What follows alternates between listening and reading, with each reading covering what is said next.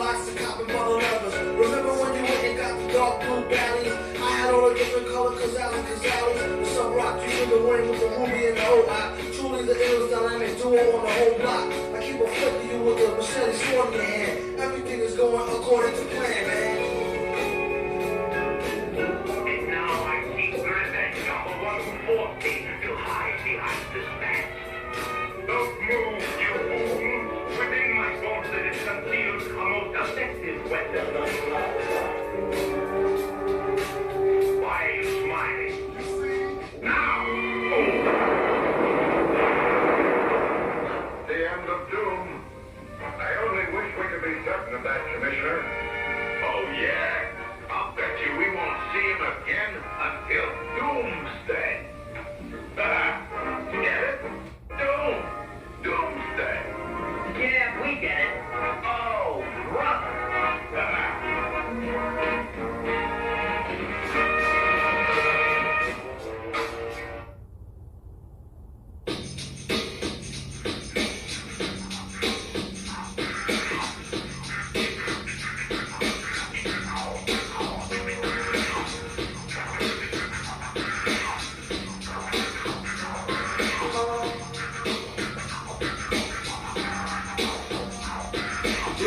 Queen Charles, sick queen, jalapeno, I'm a thick queen, follow me around, jalapeno peppers, cook me in large, quick scene, mirage ours, cook me in cars, strip to your law, make you pour it, check your clock, shock copper, concoct the potion, blue line lotion, call it aqua, top you on watch, control ox, a lot too got, water roll, explore mode, new spot too hot, here you go, mom, you boom, that cocoa mango, she let her handle her mangs in your tango, bangles, mango, roll gangs, strangle, black quill, roll drinks, still retro, echo, F to the LMR, 2 beats, a woman in the car, but never had no beats for her to run. It's all Eddie Hughes, cop killers, no Mercedes, son. Roman numbers with the movie Cop Killer 89.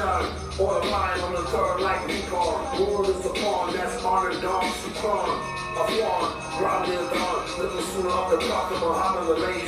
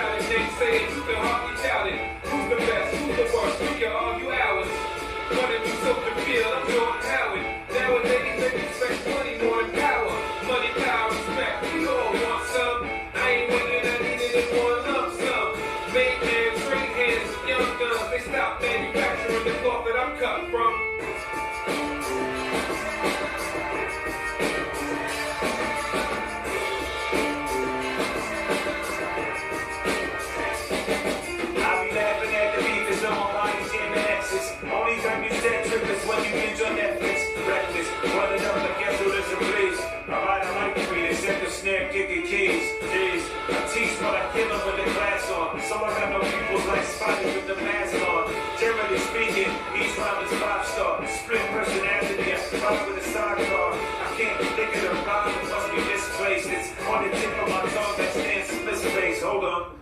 Something about a fly sound and how you got the bars like a slide down, some pipe down. The beat goes like bad skin. Never gonna teach them. Shout the class in, that's the line, yo. Let the mind take you where the cameras can't. It's very necessary like a Q-tip Grammy rant.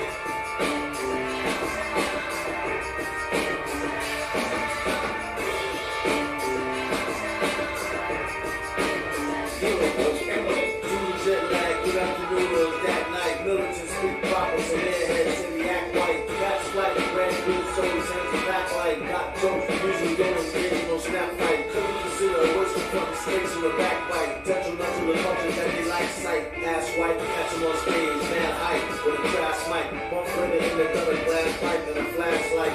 Looking around for something, he's still scurry. The will to incite riots, minds going blurry. There wasn't really shit to say, much of they should bring on just made. The Knicks had him on the ropes, then he made a big mistake and hit the hay. Went home and hit the day. Burned a midnight oil and fixed shit a different way. Disaster time like Capone, setting fire to rappers in the monumental moment. And the game's broken, it's like a never-ending ocean. A minute ago it was round the hub, now where the fuck the doorway? The show is better, it's like the set the shit straight again. Bombs from the dropping, he ain't even close to saying when. Foot billing, nothing ever stolen. Was given as a blessing, think the universe owned. Got faith in the vessel, but no one to keep going. Yeah, get about your own way was delivering the poem. Those who think they do, don't know. No different than a squad of birds ready to blow 'em. Sorry, Charlie, get back up on your Harley. We'll lose the draw, plus beat you at a trolley. Drop the ass, keep me some far off safari. Probably even got the answer to who the hell are we? Let them face you all wrong. Tell them real one shalom. In a calm tone, long tone.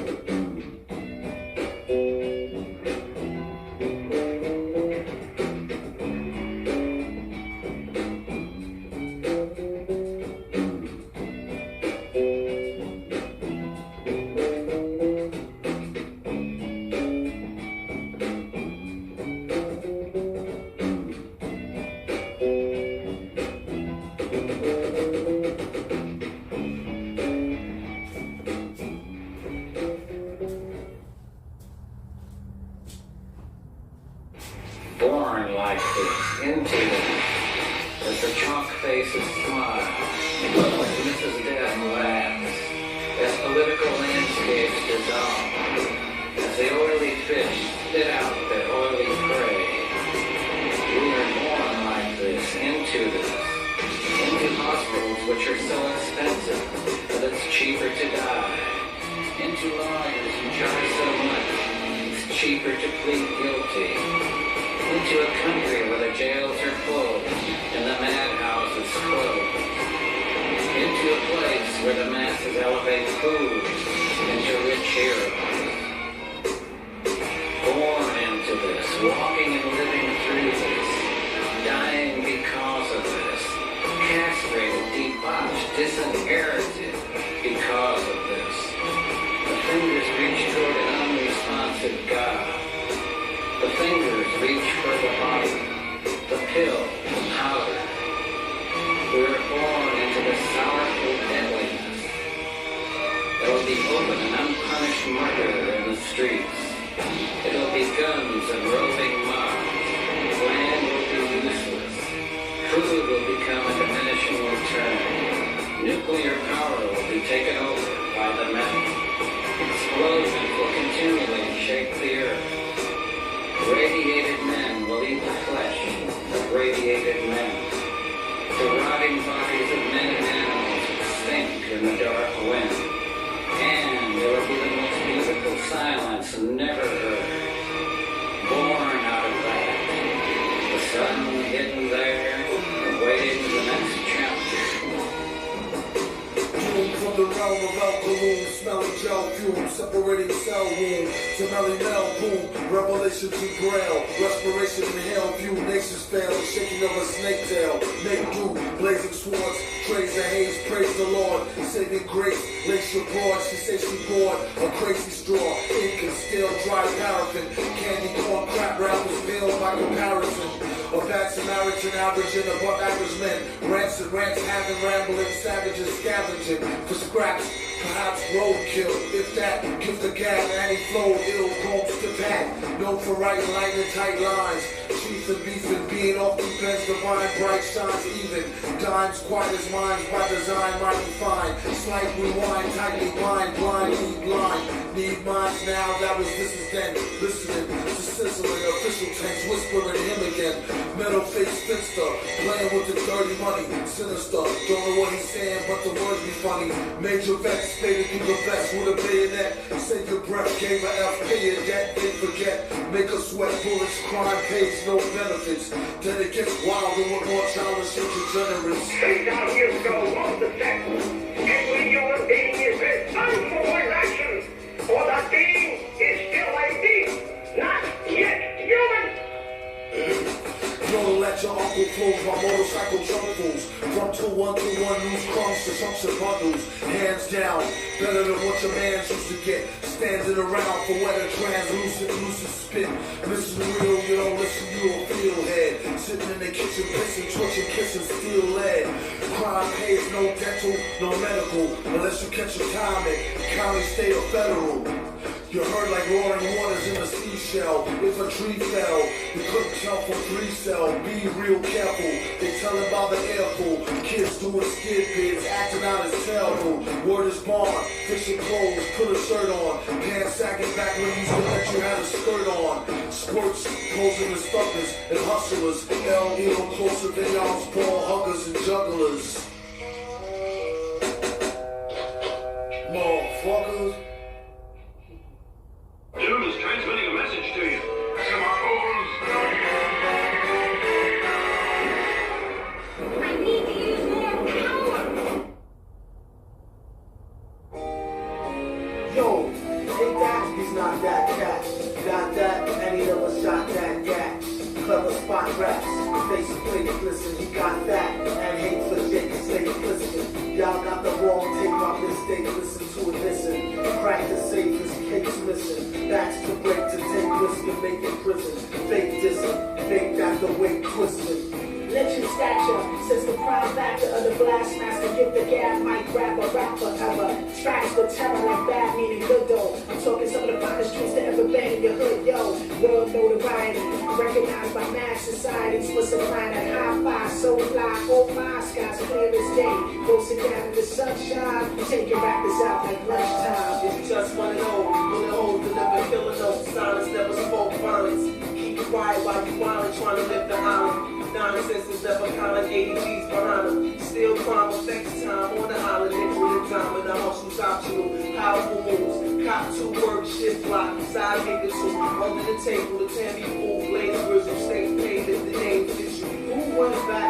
The men's all the force of us. It's the boys and seas that floors did it awesome. It's further in the hell of that most know of. Everywhere you go, they go. That whole show up. Thank God for the Buddha. Tank armor suitor. World Kama Sutra loser. Thank mama recruiter. Lord set fools up. Get your jewels up. Get your jewels up. Get your jewels up. Superstar all pro. Homegrown. The crash beats alone. Bastard. It's closed casket. Pro savages. Poor travelers. Hunger reach streets battlers. Money the dollar. The dream gappers up. Scalpel cutthroat. Don't getting that smoke stepping it. Go record hit spinning. Grind forever getting guards. Clever building. Cheddar filling. Keep the better lifting. Miscellaneous thoughts. Getting millions. Know that feeling. You had enough of that. 85 jobs talking movie schemes. Something right off of the movie screens. Burn Hollywood like Austin. More powers than Austin. Sound awesome. Hungry sounds often. Last chance to come on, son. But more to come into the mental auditorium without forcing them. Strung them up on the last joint, but they don't stop. Doing this so the world can rock. Who knows spots? Mommy, look, he's walking to himself and walking fast on the Ave, walking ass with the walking on blast. Kobe headphones, rap pieces, Dolby, Sony, home cassette. Only the best you can get off the black market. Tell it, find use, true or hell strategy. Sell it like Chinese do and sell batteries. $2 from change to an aqua blue benches. These were brand new, people thinking digitally.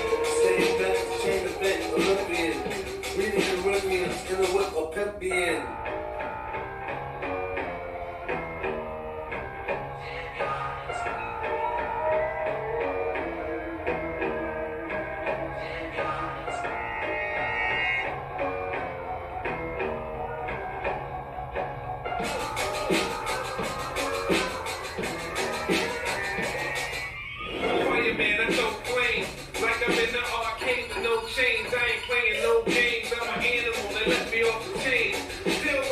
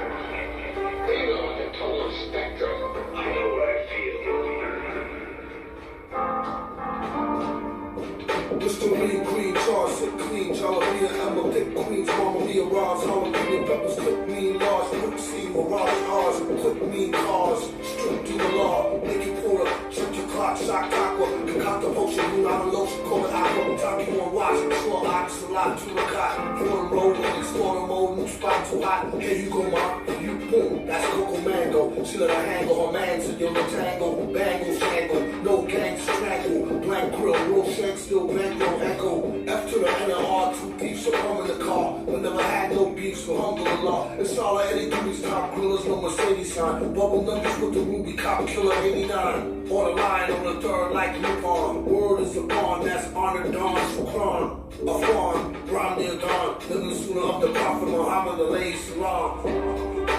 It's right. They know the rules. There are no rules before you break the rules. I just heard about a campaign. It's a trailblazer. You must have conception. It's a masterpiece. Why, it's gonna be a second. As far as I'm concerned, you're a right man. You stitch this like the essence of the advertising because you're being bossed up front. Cash. That is a revolution.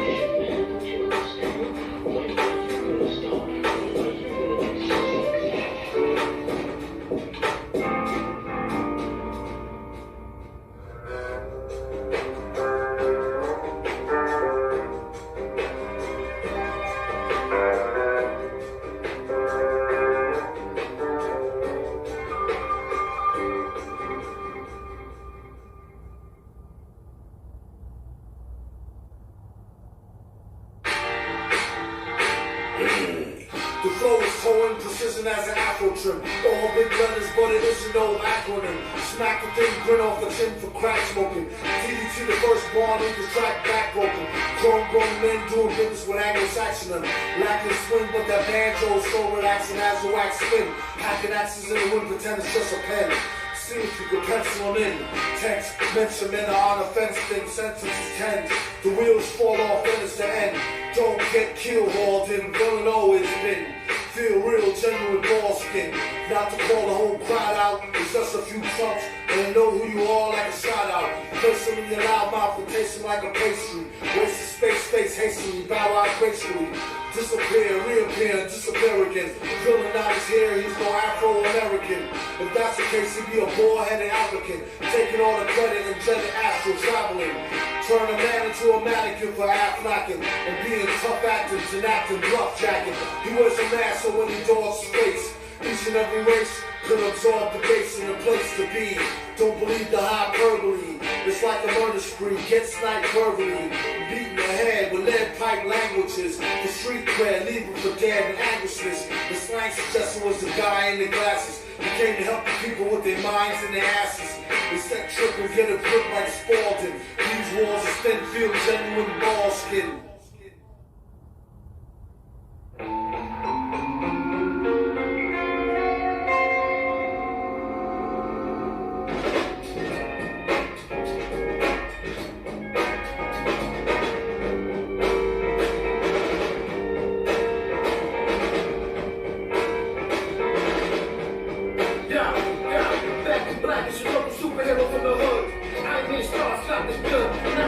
Good like snow. I pull up on the crew, polished up the suit, gathering the troops. Got a brand new ray gun. Big crew headed down to the range. Shoot and make it. Just goes with my hands and teeth. I break faces. Wild conversations. Gun upon ranges. I sing the word. That's fucking history pages. Or who crescent shines in the sky at night. Watch out an eagle on my wrist. Take over to flight. All my might. Blood glass teeth that bite. In a bird or a plane. It's ghost of the mic. Two hammers in the crack and blaze sword. Quicker than a Ford F-150. Niggas couldn't lift me. Snare, smash, lift, metal face, don't beware of being rich. Cab for the shift, overwork, overtime, jerk, wall, go for mine. In the dance hall, play the wall like handball, till his pants fall. Crawl to last call, loose cannon, screw strip, off the rip, this one for the give up, get shit. That nigga dig, go to the strippers, whole box of mask, and slippers. U.S. Fox, that ammo, warriors sit, let your flags blow ammo. These moves is toys like Lambo, damn no chick, ain't dropping on the ground with the Lambo, blammo.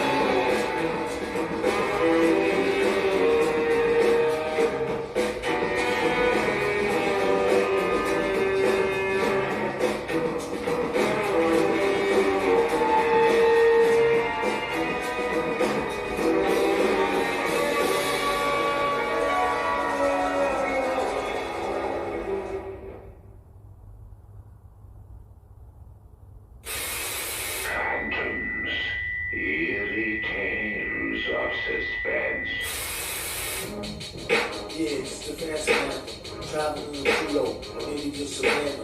Random, I won't take your grandson for ransom. Got him with his hands all in the cookie jar.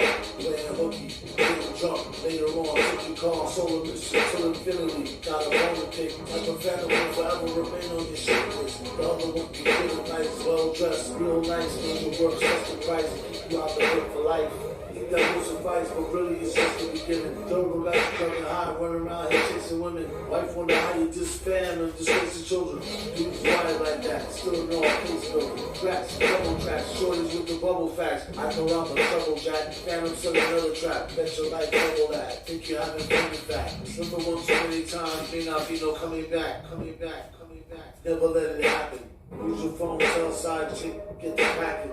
Other fans write it all down and get the rap. I fought bells to my apartment, he had too many hit points. He invested me, he told me I should have invested in Bitcoin. And then he lit joints and offered me a fancy can. He drove a Benz and then he started sending Instagram. Well damn, I'm like, isn't this convenient? It didn't take days to sniff it, it's something addition. He introduced himself and said, what's your name? For the next 4 days we played the exquisite chords game. I sold my soul to him for some new contact. Told the man he got in my hand and I drew Cyclops. The best friend I've ever been possessed to do high spots. Hey, I stay healthy and smoking new Cyclops. Yeah, my man was kind of the best though. He gifted me a new rap book, was popping in that note. He was the homie though, we shared the same virtues. He showed me so once, now I'm only wear shirt shoes. Turned out he wasn't dead, just very fatigued. My apologies, I ready to leave. We're bad at telling stories. Told y'all from the beginning that he wasn't really dead.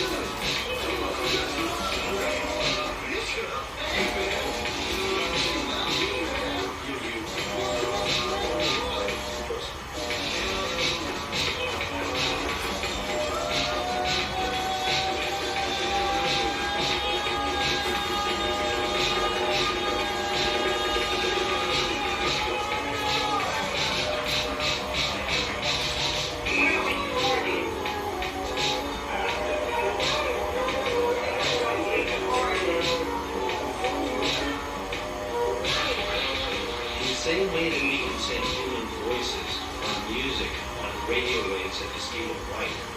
We can send our own dialogue. It's hard to meditate to the home chat when your neighbors are acting frequency the G and Blue Chat. In all that you speak about, he taught us how to tone that out. Because now we know themselves because they know from one thing. When we meditate, what is the word we use? Om. I want you guys, let's all try it together. And when you do this, I want you to try to find the area that is giving you the sensation. Om.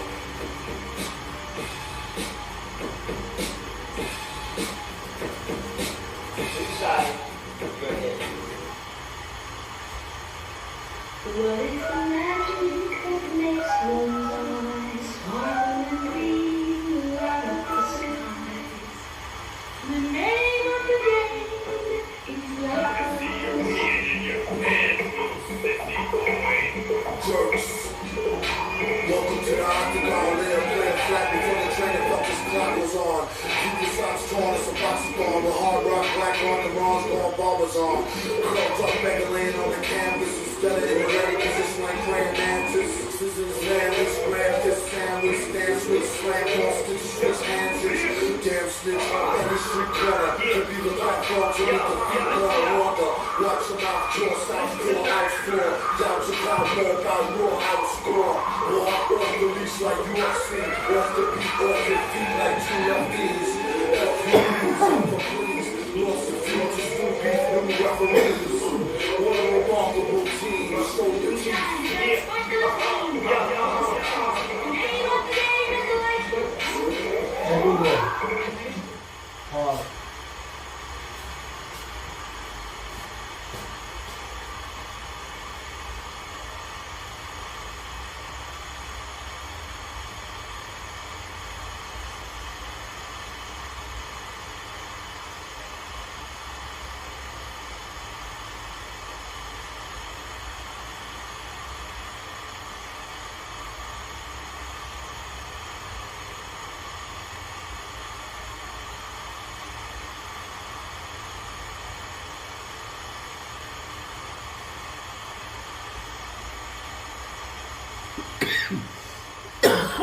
Excuse me.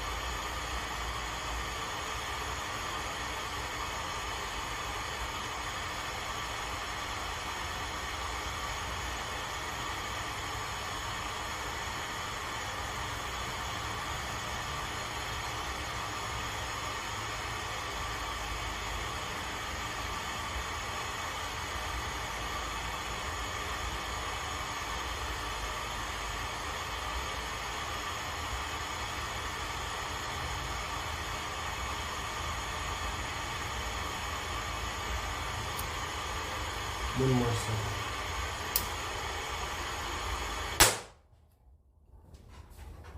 Everything works well.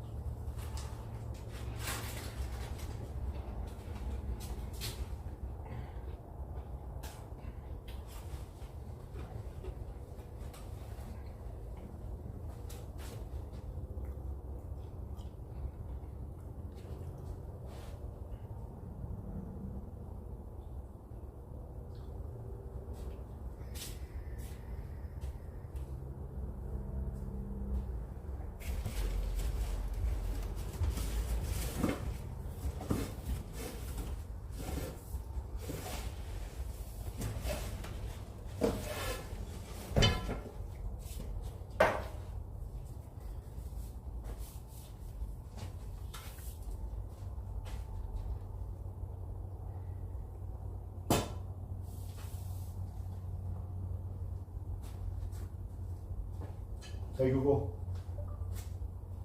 play Spotify. All right, Spotify on Glass Shop Pair.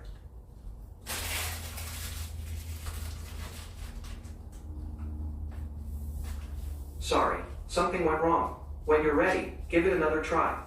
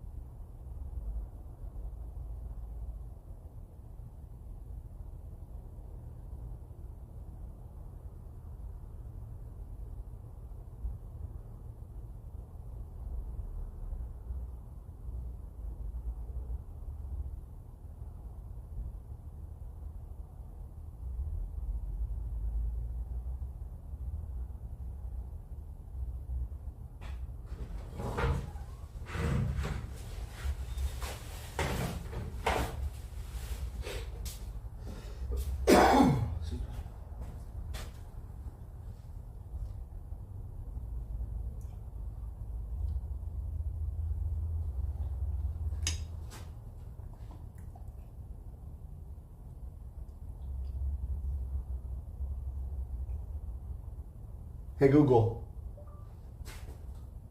play Spotify. All right, Spotify on Glass Shop Pair.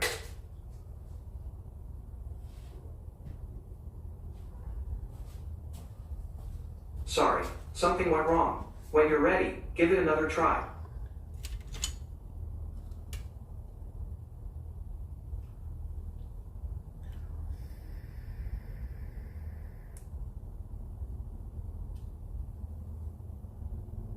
Whatever, they literally... She's a storybook character.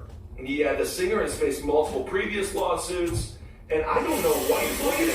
It's like it should be just as bad if he put a boot on the face of like Stephen Irwin. It doesn't matter. It's the same level. Anyway, it looks like he's just going to be fined, but Buzz I think cuddle, like snakes can cuddle you, but they can be very affectionate, yes. Just like Polish men. Once you get a Polish man falls, he's going to go with you. That's the only way to do it. But this is according to Darnell's lawyer. She says this snake was no different than a family dog. Well, that fits too strange. Some people like cats, some people like dogs, but some people have rabbits, some people have hamsters. I never heard of a hamster killing a toddler. That's the difference, isn't it? Hamsters, they could have actually used the hamster to the feed to the snake. Either way, just make sure you have the ability to take care of whatever animal that you have. And it seems to me like this snake probably should just, I don't know, better than this. Well, dude, the snake lived. Gypsy, the snake, recovered from her wounds, has been in the care of the wildlife center since the incident. Jurors will be shown photographs of the snake during the trial, whatever. And this is put to the prosecutor. I don't want a circus, all right? The snake's not on trial here. If anybody was worried that the snake was going to be in prison, well, it is, but it's imprisoned in like a Swedish style. Very nice prison. Very nice. It's absolutely going to go because technically, I think in Norway, if you go to jail, you get like one of those Oculus like wrist thing. Like you get one of those VR vests. It's kind of fun. Yeah, and of course, they're each looking at a maximum sentence of 15 years. Oh, yeah, but that's the whole story, but... Yeah, anyway. We got 35, they got 35. I think we got the full listing. All right, let's do Hero of the Week. Today's Hero of the Week is Andrew Mitchell. He is a plumber who drove from New Jersey to Texas to help people and to lend a helping hand after that horrible storm devastated the area. So once the harsh temperatures subsided, the plumber became an all-important piece of getting the community back up and running. He saw it. He knew the plumbing was bad in Texas, and he said, in this era, in this world, in this time, I am the superhero we need. And he is. This is what he told NewJersey.com. He says, I always ask the customer what they think is fair, what do they have to spare. That's what he had to say. He says, I never try to take advantage of anybody. For the trip, he also brought along the 2-year-old son, Blake, and Mitchell's apprentice and brother-in-law, Isaiah. So thank you so much for going down there and doing what you do and helping out the people of Texas. One woman is a 71-year-old Barbara Benson. He helped her get her water working again, and truly that can save 14 lives. This is what she said. She said, for a woman living by herself, you can get scammed easily, and I was just pleasantly surprised. It was like somebody's watching out for me. And that is freaking true. It's disgusting. The scams are so intense right now, especially with this. Seriously, shit is happening to my mom. I mean, that's more of a horrible thing, but if you know what's up, scam, it's really, really hard. You have to look out for our older people because straight up, they are targets. Well, even in the time of need, when my little Jerry ran to UNF Valley, a little journey for a few hours there, and it posted me on all this stuff on LA County, and then I got a message from we found Jerry, and I'm like, yay. They didn't find Jerry, they were scammers. Yep, they tried to help you. And then what did we do? We hunted them and we tortured them for days. You remember when we did that? I think that's that Nazi hunter movie you're talking about. So Andrew Mitchell, thank you, and thank you to everybody who went down to Texas and helped out in their time of need. AOC, other people do a lot of kind of shit. I don't think that AOC did any harm. No, absolutely. You got nice shoes on. Yeah, there But this is for it's like straight up our Texas listeners. We can't wait to be back there as fast as fucking possible. And can't wait. Love you, Texas. Andrew Mitchell, thank you for what you did from the great state of New Jersey. We love New Jersey as well. We love New Jersey. Great work, everyone, helping out people in need. Okay, here we go. We got a couple listener emails. Oh, we got a couple of good ones. There's a couple of responses too. This one is a response to our Alistair Powell. So we're talking about what kind of noises that Alistair Powell made me make while he was bottom. And Marcus and I both insinuate he goes, We asked more about the noises in sex magic in general. And that was really good response. I'm so happy. The long-time practicing sex magic reader here to tell you that in my experience, the sexy sex noises made during a sex magic ritual only add to the atmosphere. Again, it's only my experience, so I can't speak for the efforts of others. But the whole point of the ritual is to raise energy enough to bring the practitioner's intent to fruition. The normal sounds of sex, including and maybe especially vocalization, add that effort not only in the same way that some people might use drumming, chanting, or singing to raise energy, but also serves as a means to cheer all involved on. I'm sure some people enjoy dead fish every once in a while. Looking at you, Tom Cruise. Yeah. Whoa! Got you, Tom Cruise. But not ritual. That being said, it's easy to get lost in the pleasure of the moment on one side of the goal when you're getting slammed by big sexy beasts that we're regular to. So I can see why some people might prefer everyone keep it out. Just stick on it. Unfortunately, somehow doubt some people are very fucking hard parts. I agree. Well, absolutely. Verbalize and have a good time with it. Yeah, no one gets something in the devil. That's my sex music. All right. Wow. The parade this time. The parade is here. That's a very musical theater interpretation of sex. I can like that. It's some Southern music, but with push. Oh. I was listening to the most recent side story who then crowned the latest hero of the week as a man who for 3 years has spent Lent drinking nothing but beer. Well, it sounds like a fun tradition, although he's doing it to support his local businesses, drinking exclusively beer for Passover dates back to the Middle Ages. In the early 1600s in Munich, a group of monks were attempting to solve the problem of feeling hungry while they were fasting during a 40 days of Lent. During the Lent, you're not allowed to eat any food, but you can drink liquids at certain points. They're familiar with the process of brewing, so they adapted a popular recipe for Einbecker beer in production in Munich at the time. Their resulting product had a higher wort content and double the alcohol that was known as a stock beer. It was also very calorie dense, coining the nickname bread beer. One interesting story about this beer was that apparently the Pope wanted to see what these monks were drinking and whether it was drinking fast enough. When the beer had made a drink to him, however, it was true. When he tasted the spoiled beer, he decided that the monk should be punished by ordering them to only drink their stock beer during Lent.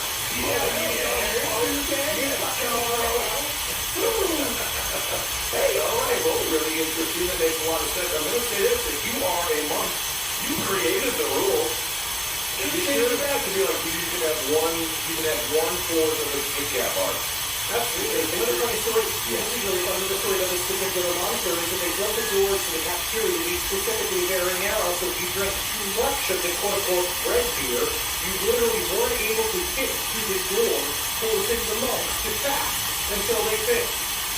I do love that. Yeah, that's one of those tales. I love that one. That's nice. That's what they've done. Make sure they stay in there. This is a fucking story. I work at a barbecue joint in South Tennessee, so I'm in the Golden State. In an area that is built with tourism to supply all by Civil War battlefield. All in all, it's a really grim area with some absolutely gorgeous landscapes. We got two of those absolutely giant old Henry smokers built into the wall. I was working at Golden Jeff, roast some brisket on one of the rotating gradles, and we smoked it with cooked over the next day. Oh, God. And I finished smoking the cradle. Got back out. I flipped the switch to lower the next one. As the next cradle lowered, it revealed the form of what appeared to be a corpse. It was huddled in on itself, like in a fetal position. And even though it only appeared to be somewhere in the area of 4 foot 5 inches, it looked like it was stuck painfully into the cradle. The most upsetting part of it all is that it seemed to be a stick. It was deep in the fur, dark like coal. Not at all dissimilar to those of corpses. It smelled delicious. When I saw it, I screamed and backed away. And my manager, he gave him a little run to see what the fuck was up. And he took the time took for me to go kick the hand and get the smoker to start explaining to him. He said the corpse had disappeared, leaving behind an empty swinging cradle, flecked with bark that had stuck into from its previous cook. Whoa! All right, we got ourselves a burnt demon fetus baby out there. Very, very careful. The barbecue demon from what was it, Georgia? Barbecue Disney? And this is the last one corroborating the other UFO sightings. I'm an archaeologist working on a large survey in West Texas and New Mexico. Last week, 4 members of my crew were mapping an archaeological site in southeast New Mexico, when one of them noticed an unusual aircraft in the sky above them. The whole team stopped and watched as a semi-translucent craft breached like a whale into and out of the sky, the blue of the sky, appearing to come directly out of the blue of the sky, swing down in an arc, then pull up and vanish into the blue again. Oddly, the object seemed to be too far low for this appearance for it to be moving into the atmosphere. Also, the object made zero noise, but simply with a faint vapor trail in its wake, these little arcs where it came into and out of sight. The team noticed 2 commercial aircraft flying what appeared to be higher above them. Like this object was appearing and disappearing in between the observers and the aircraft above. The object was described as semi-translucent, like looking at the moon during the daytime, and had 2 paired wing assemblies that were short and swept back. A day later, one of the team had rendered what he saw, and he had found a short article describing the same object in the same area being described by the commercial pilot above the team, who mentioned they thought it was a cruise missile. And it was the same exact story that we just heard. That's cool. All right. Multiple different tales of UFOs. Keep them coming. Side stories @gmail.com. Let us know what you Yeah, I think they're going to be around for a while. Let us know what you think. And thank you all so much for listening to this episode. We have some exciting weed coming soon. I don't know when it's coming, but soon. It is coming soon. We've seen the packaging, and Rihanna, it is really beautiful. And it's just awesome. I think you guys are really going to dig it. They are every package is good. They have to be shipped. They also check out, last night, where's that copy of what to do work on those? Don't eat any of those roads or two. Yes, and speaking of Tennessee, I have the Liberal Rednecks on YouTube for combat. They are absolutely adorable. I love the Liberal Rednecks. Super great guys, True and Drake. Trey and Drew, rather. I'm sorry, I just got that. Just got to know them. They're really wonderful guys. Someplace underneath our new show, Missing Link, is coming out for host by Allergy and Nelson, coming out March 8th. Yay! And Junecast with me and Holden McNeely is coming out March 15th. And I want you guys to know about Junecast is that for the first 4 episodes, we're going to be breaking down the plot of Dune, Dune 1. So be able to follow along if you haven't read the first one. But no, we're going to jump off after that. So we're getting the weeds. So you would say, read the first Dune, that's the prerequisite. That's the prerequisite. And I didn't know that we're going to watch the movie. Yes, watch all of the films. And will that be better? Will that circumvent the other read the book? We're doing, no. Yep. No, you're forced to read them. And then what we'll do is we're going to have a whole episode talking about every piece of Dune meaning. And then Holden and I are also going to we're going to play the RPG of Dune on the Switch as well. I love it. You're just going to be so fucking filled with it. And the whole world ran away. They can't fucking away, dude. So love the fact that Junecast is going to explain some Dune for you. I think you actually got to work it out for you. And you'll live every day now knowing the plot of Dune so that you can act like you read it. Or you have to. Or you can just be like, you know what? Fuck Dune. And then they're going to be doing really excited shit. Because you're going to find out that it's actually very good and actually more popular than you think it is. And then, you laugh at people that you think that, they don't get it. You laugh at them because you don't think Dune's a big deal. But guess what? Dune's coming for you. Dune's coming for you. Coming for your family. So there's more of a threat there towards the end. All right, everyone. Thank you for listening. Hail yourselves. Hail taken. What goes to the H's about? Be careful with the Python. Feed your Python, please. Matter of fact, if you're out there right now, just drop a steak in there, or drop a mouse in there. That's your flag off for me. This show is made possible by listeners like you. Thanks to our ad sponsors, you can support our shows by supporting them. For more shows like the one you just listened to, go to lastpodcastnetwork.com.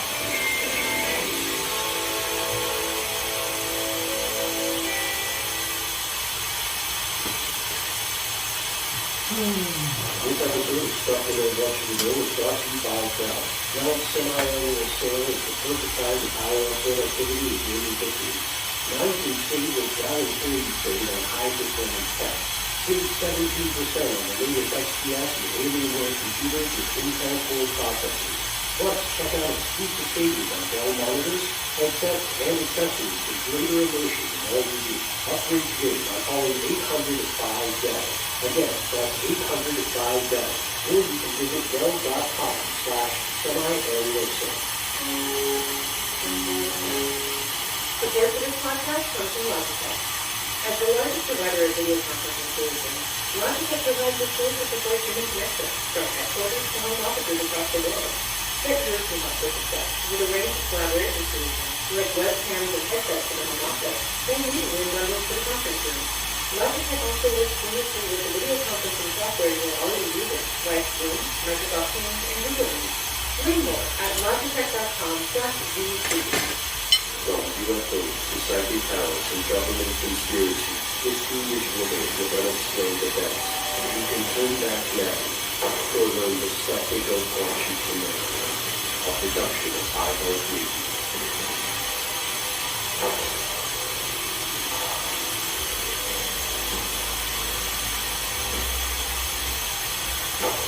Hello, welcome back to the show. My name is Matt. My name is Matt. They call me Doug, and we're doing that always with our super producer and mission control button. Mission coordinate, you are here, and that makes this stuff we don't want you to know.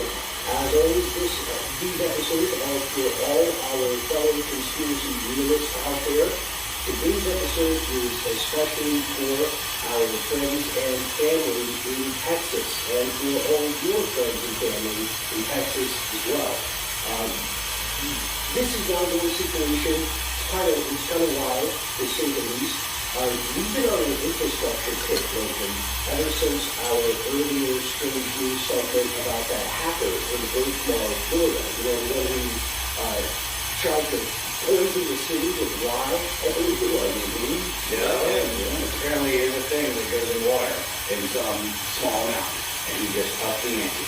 Yeah, when we talked about the brine that gets produced that may be radioactive, not very radioactive, in making energy from fracking and other processes. The infrastructure can be so terrifying and fascinating. And it's still so boring. That's why it's a sleeping giant of conspiracy, corruption, and problems.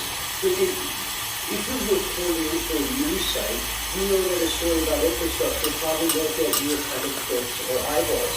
If you are running your office, railing about the danger of failing infrastructure probably isn't going to do much to help you get elected.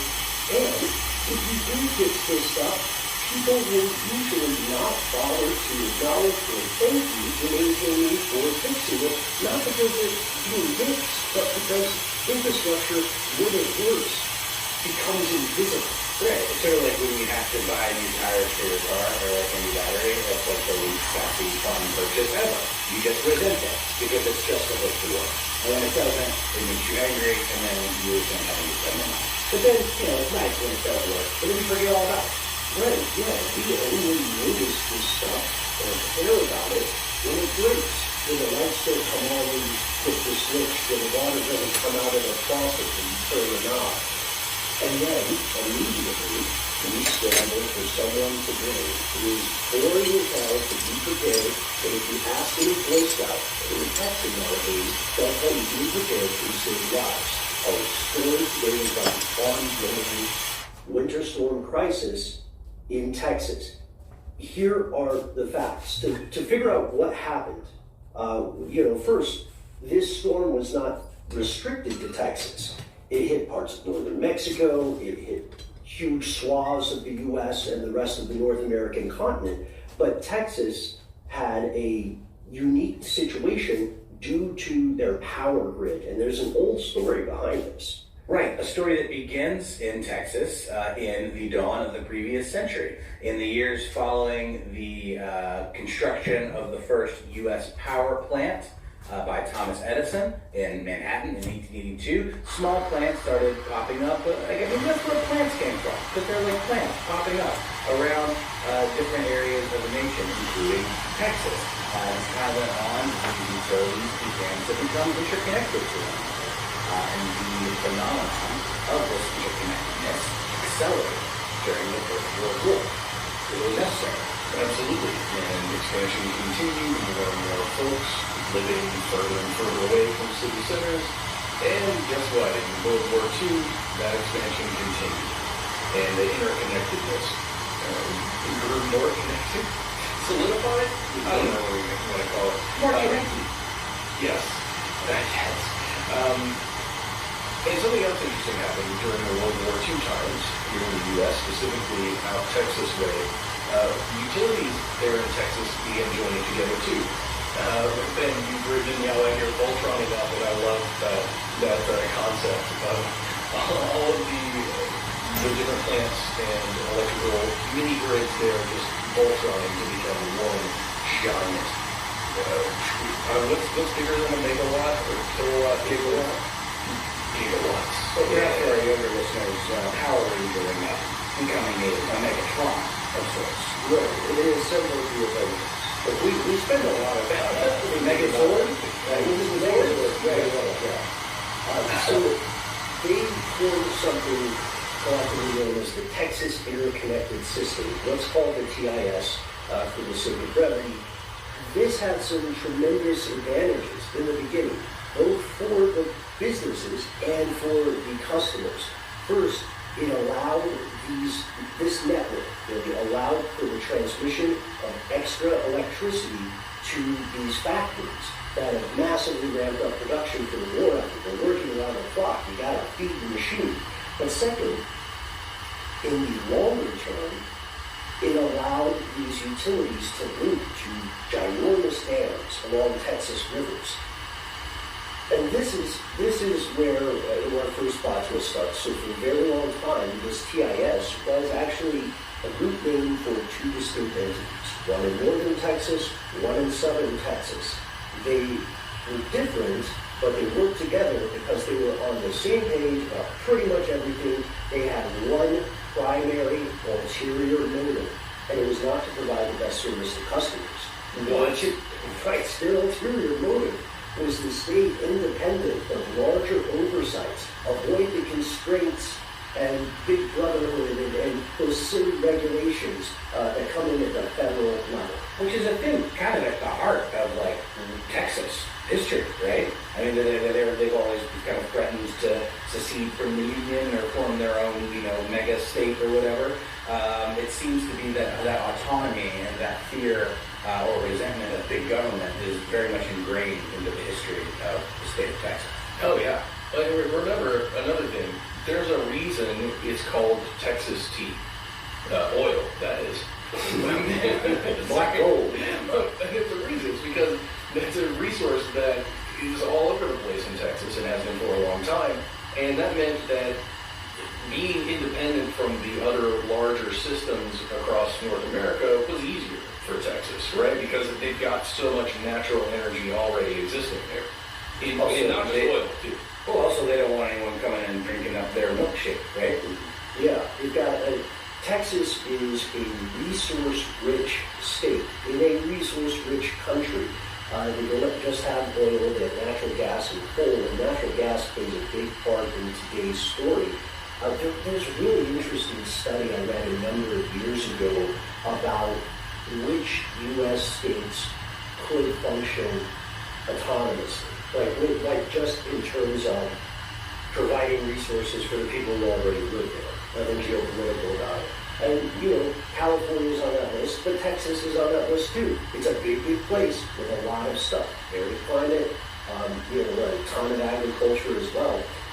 So with all this And with all these resources already at their fingertips, the powers that be in Texas were able to fuel their power plants with in-state resources. This was very important because it meant that they had encapsulated this industry all within the state lines. On both ends, they were kind of thinking of it as like growing or harvesting their own power, and then they were also only sending it to places in Texas. That's the way they wanted it, because otherwise Uncle Sam gets involved and makes you do silly things like be prepared. Back in 1935, Franklin Delano Roosevelt, who was the president at the time, signed something called the Federal Power Act into law. This gave an outfit called the Federal Power Commission the ability/mandate to oversee all interstate electricity sales. The Federal Energy Regulatory Commission replaced it, and they currently handle all this stuff today. So what was Texas's solution to what they saw as federal overreach? Just never cross the state line. Still never do it, and then we will be fine here with our Lone Star approach to energy, and the rest of you, the other 49 states, well, another 50 out there, can continue your own song and dance. Just leave us out. It makes me think of something Hank Hill might say. It's like, wow, whatever, Yeah, exactly. And also, good luck to you, Hawaii and Alaska. Good luck getting power lines out to where you are. Ha! Right. The caption says laughs in Texas. Yeah, so Texas flirted with the idea of regulation at various points, and until the 1970s, they had virtually no regulation. In 1970, something you probably heard a lot of in the news recently was formed. It's the Energy Reliability Council of Texas, or ERCOT, not to be confused, as we discussed earlier, with ERGOT Disney or Epcot at Disney. ERCOT is not as bad as ERGOT Disney, and it is probably not as fun to visit there as it is to visit Epcot. So I feel like that's a very fair spectrum of ERCOT. For sure. Well, you definitely can't get a Belgian beer while walking around parts of ERCOT. I don't think it works that way. You're right, that's true. You also probably won't get spasms, diarrhea, mania, psychosis, headaches, nausea, vomiting, desquamation. Not Epcot. That's not Epcot. That's not Epcot. That's not Epcot. That's not what Epcot's about, man. Desquamation is a grisly word of the day. It's streaming the skin feeling. Anyway, before I take us too far down the wrong rabbit hole, ERCOT was formed largely in reaction to a massive blackout in November of 1965, which some of our listeners may remember. When Texas went back to deregulation in the 1990s, this agency, this institution, ERCOT, assumed additional responsibilities, and the entire time they kept that old goal. They stayed beyond the reach of the feds. There were complications because they figured out these sorts of grand, multi-generational schemes with many moving parts, because they never work out 100%. I wish people would just say that at the top of this kind of stuff. They never work out 100%. There are always exceptions. There are always missteps. There are always plot twists. And over the years, Texas itself has reached its energy independence a couple of times, out of necessity. Yeah, once it happened during World War II, when special provisions were made to link Texas to other grids. In time of crisis, it obviously makes sense. They went along with it. But I guess they could probably have their arms twisted as well.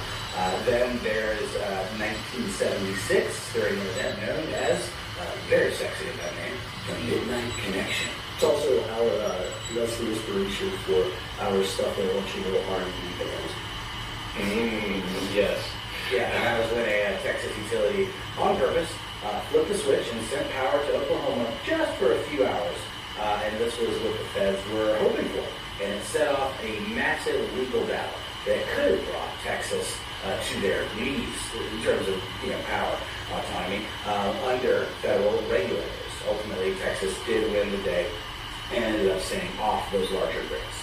And this wasn't the only event. That's one of the big ones, right? There are several others, and Texas ended up in a bit of a have your cake and eat it too situation. I love the concept there. In 2011, the state started getting some power from Mexico during another set of issues where they were rolling blackouts, where they kind of had to force some people to go without power in order to get power to the places that it needed to be. The expression "have your cake and eat it too" is always really fascinating. You know, it makes me think of Schrodinger's cat. We call it "it's there and not there" at the same time. We should start referring to that as Schrodinger's cake. I like that. And we say it this way, having your cake and eating it too, because this connection to Mexico, this one connection that we just mentioned earlier, it means that Texas right now does have several power connections to Mexico as well as to the larger energy grid of the United States. But it doesn't mean that they're being regulated by the feds. They've still got some regulation when it comes to ERCOT, that energy and reliability group that we're talking about here. They are kind of looked over in a way. It's kind of strange when you read some of the ways it works online, but they're kind of overseen by the Public Utility Commission of Texas. And I only say kind of because it feels a little strange sometimes, at least from an outside perspective, about who is actually in charge in many situations. Yeah, absolutely. Because we talked a little bit about the territoriality of different stakeholders in the energy industry. The Public Utilities Commission has been accused of being toothless in the past, and that's why you see ERCOT getting a lot of the spotlight of infamy and controversy right now. ERCOT does have their 3 ties to Mexico, 2 ties to the larger eastern grid. The U.S., think of it in terms of 3 big grids for the country. There are another with the names. One is the Western Interconnection, one is the Eastern Interconnection, and the other one is Texas. 90% of Texas falls under the purview of ERCOT. And, as I think you mentioned earlier, the parts of Texas that were in that 10%, or were in areas that haven't fully regulated, weathered the literal storm better than their neighbors. So all 5 of those links, these other grids, can be used to move commercial power, and they can also be used in emergencies, but to your point, Matt, they do not trigger federal oversight, which is what these organizations want. Everything was going fine. Now, under a deregulated market, yes, many people in Texas were paying more for power than they would have in a more regulated market, but that wasn't necessarily the priority of these companies. Things started to go wrong earlier this month. In early February, the S hit the fan, and by S we mean massive winter storms.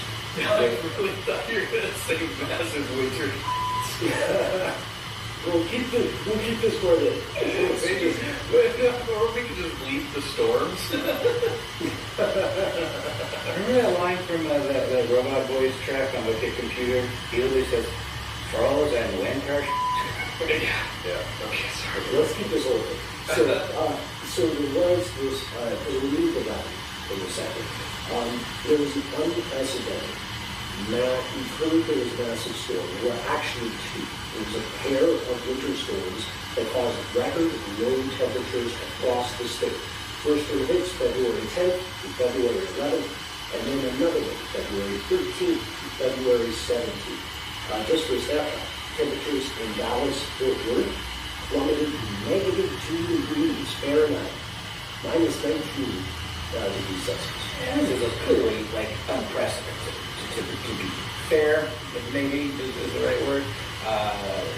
This is something that's never really happened there before, right? Right, yeah, this was a record that hadn't been broken for 72 years, at the very least, in Dallas. But you're absolutely right, it's unprecedented for all 254 or so counties in Texas to have winter storm warnings. And then, things get even worse. Just imagine demand for power skyrocketed as people were trying not to freeze to death. Supply plummeted because, you see, the power plants were also affected by the storm. And one by one, they started going dark. where the people needed them the most. As a result of this, more than 4.3 million homes and businesses in Texas alone lost power for some amount of time. Yeah, and 47 that we know of people lost their lives as a direct result of this absolute catastrophe. And the causes of death here range from the actual cold itself leading to someone's death, to carbon monoxide poisoning, from people attempting to find creative ways to find heat, to get heat to their bodies and into the house, to drownings, to house fires, to hypothermia. There were automobile accidents related with this whole thing. It's been tough, and I think the way you put it as a catastrophe is it's almost too light of a word, but it's a terrible thing that has gone on.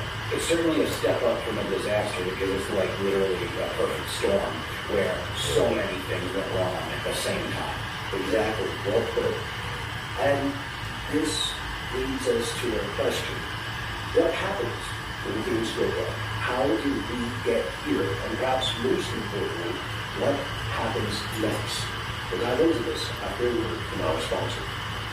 I'm one of thousands of women with metastatic breast cancer, or MBC, which is breast cancer that has spread to other parts of the body.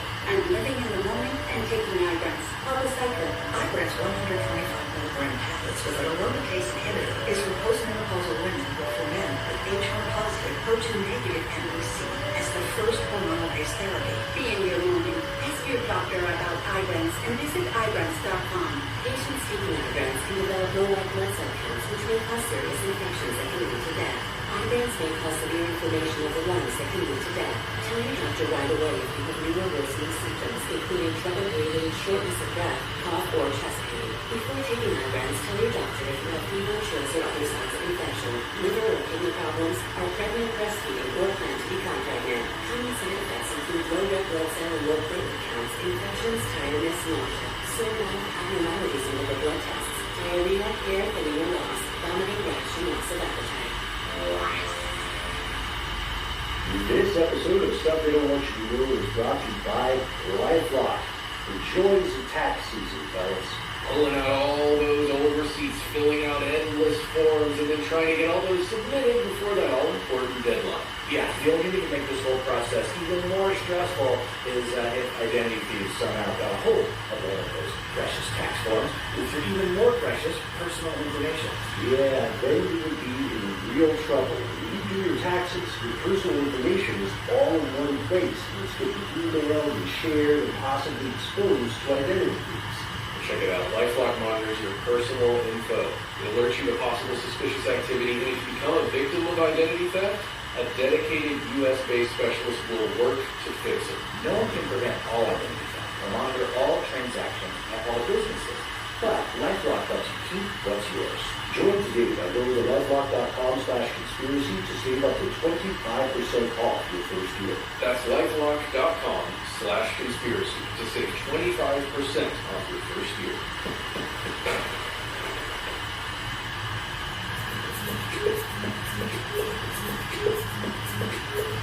Here's where it gets crazy. Corruption, conspiracy.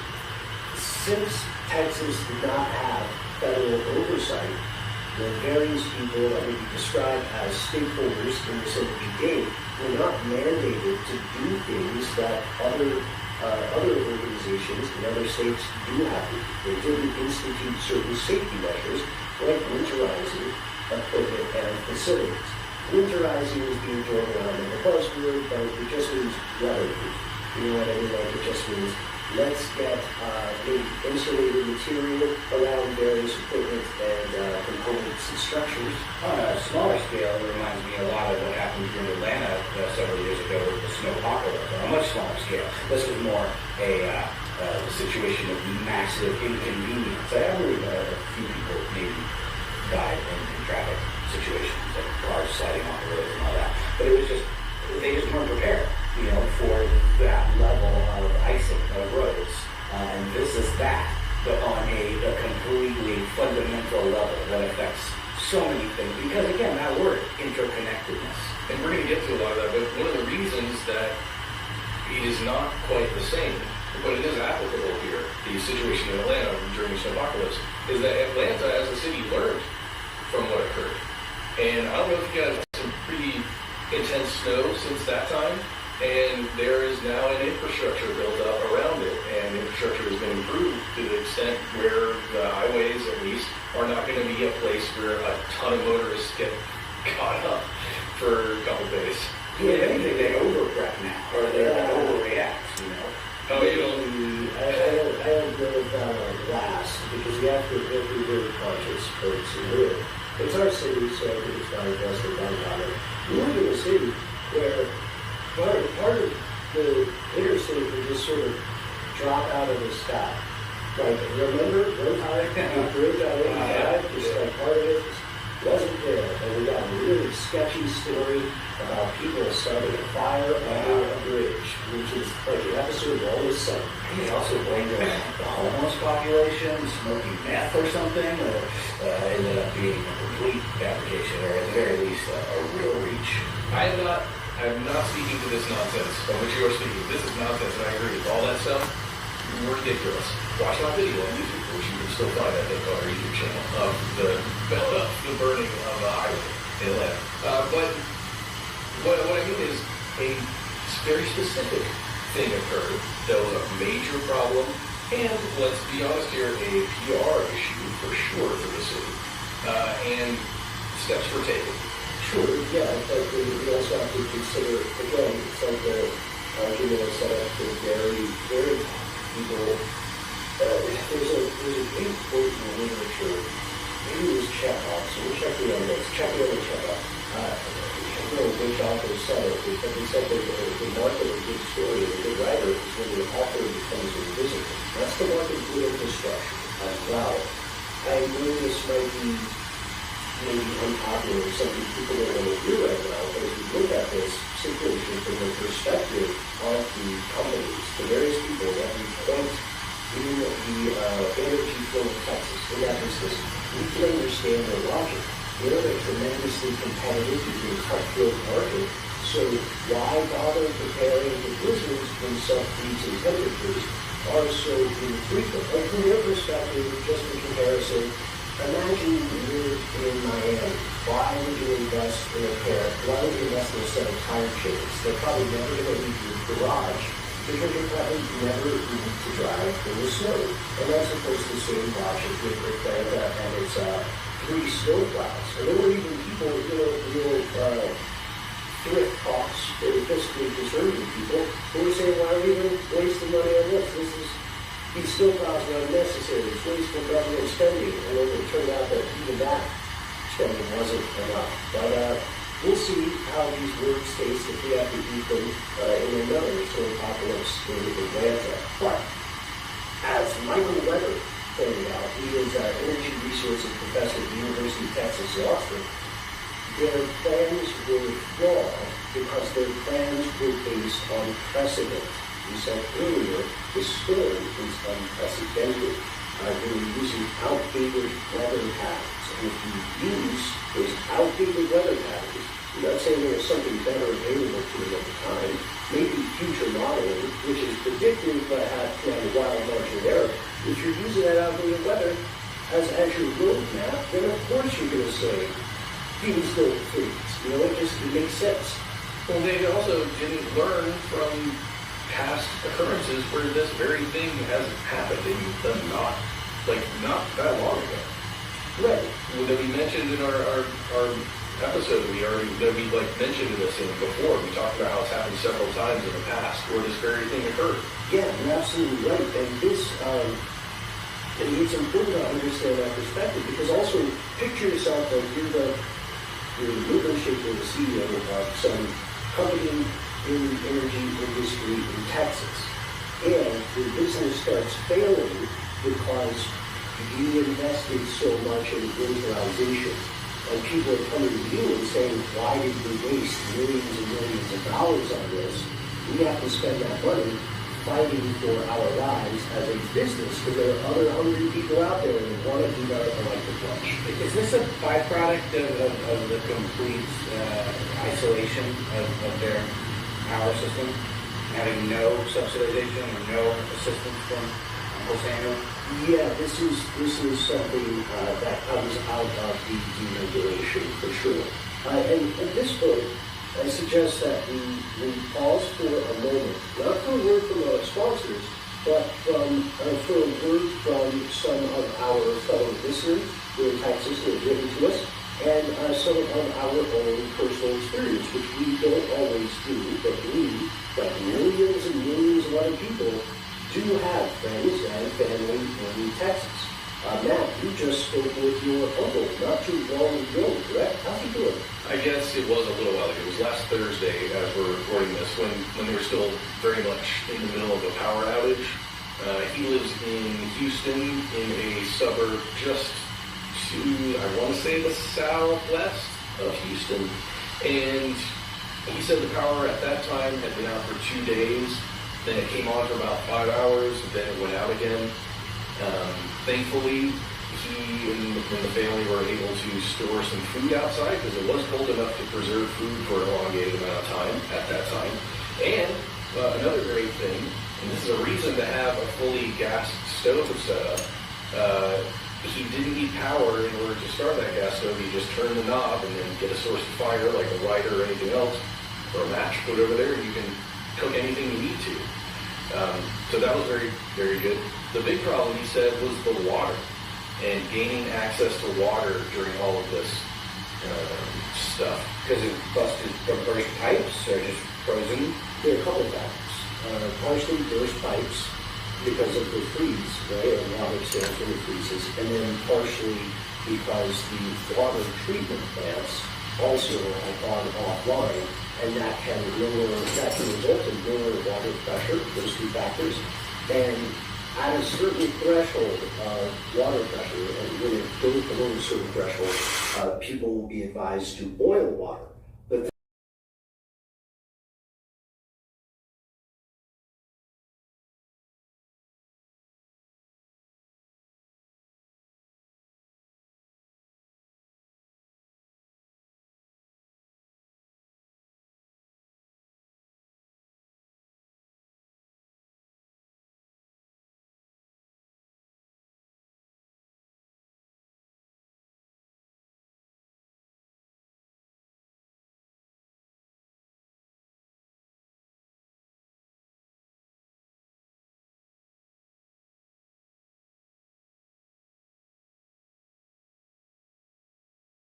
water, if you don't have electricity, right? You're going to have to build a fire. You're going to have to be like Matt's uncle and have a gas stove or something like that. Well, and also, remember, if you don't have a way to heat the water, then imagine what it's like to attempt to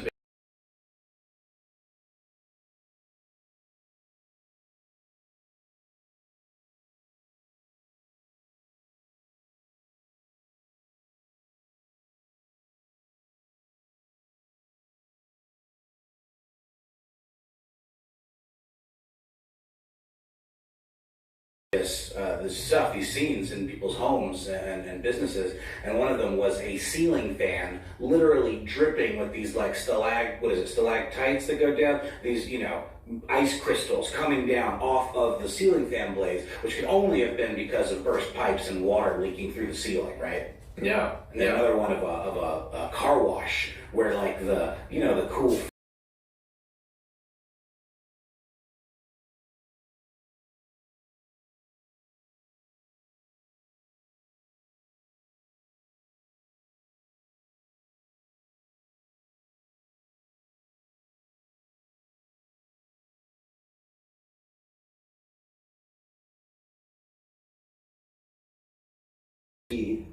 heartbreaking accounts of people burning whatever was flammable in their house, like furniture and so on, to keep their kids warm, people sleeping in cars or charging their phones off their car battery, trying to find where water is. In any emergency situation, by the way, once you have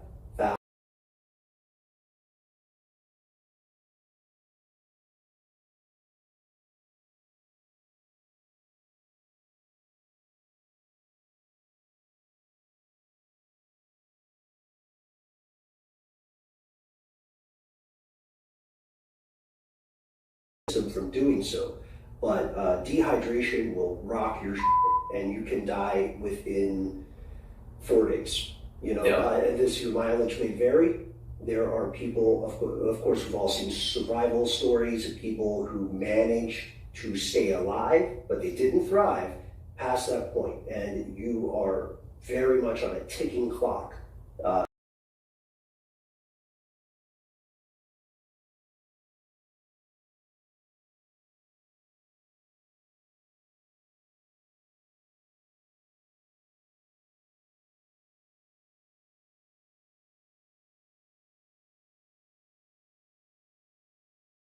And on our previous episode where we were talking about this situation, it was mentioned, at least rumors, that power was being sent to very wealthy communities, and before it was going to be sent to anywhere else, or like diverted. Well, where there was an inequality in power distribution, depending on essentially a zip code or a neighborhood or something like that. I can't speak to all of those, but I can.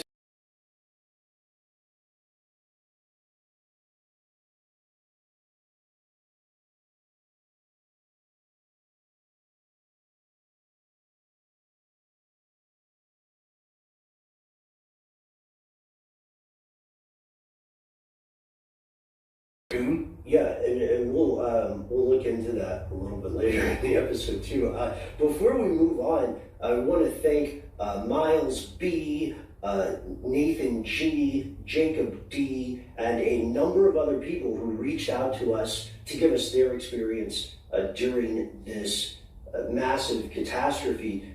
Jacob especially noted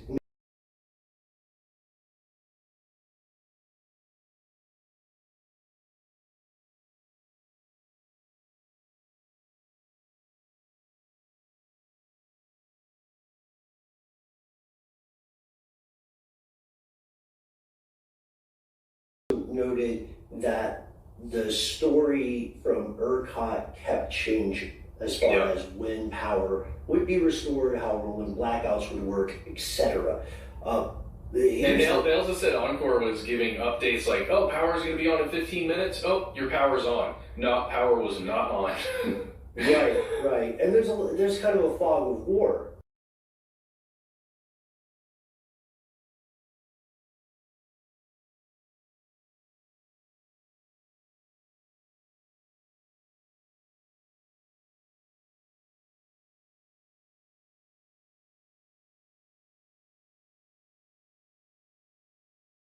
Investments necessary to keep them online during sustained low temperatures. They just couldn't function this way, even if there wasn't a surge in demand for power. Like that's an important note. Even if it had just been the storm and there had not been an increase in demand for energy, a lot of these facilities still would have failed just because they couldn't handle it. And that's why ERCOT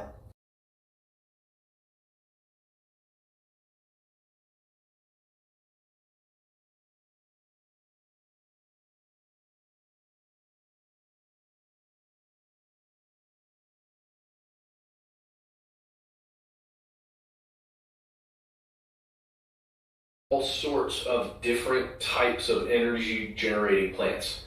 If no matter what you're reading online or what anybody's saying, this is affecting all parts of it. It's not just the green sector. It's not just coal or natural gas or whatever. It's everything across the board was being affected. So the logic here is theoretically sound.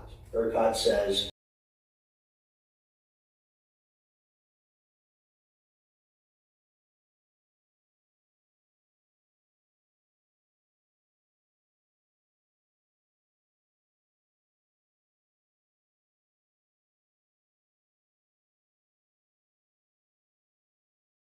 anyway, they said by reducing demand at certain times in certain areas, they would be able to prevent the entire circus tent of Texas electricity from collapsing. And that's a rock and a hard place, honestly. If the entire grid failed, then Texans would have been out without power for weeks, even months, and it could have affected all the other pieces of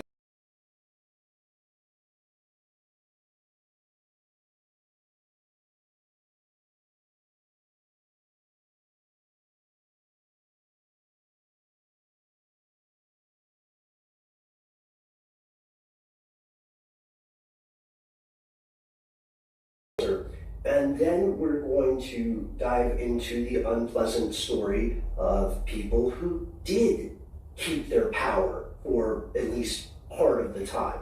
Doesn't end the way you suspect. This episode of Stuff They Don't Want You to Know is brought to you by Philo. Hey, do you love TV, but you hate paying a giant cable bill?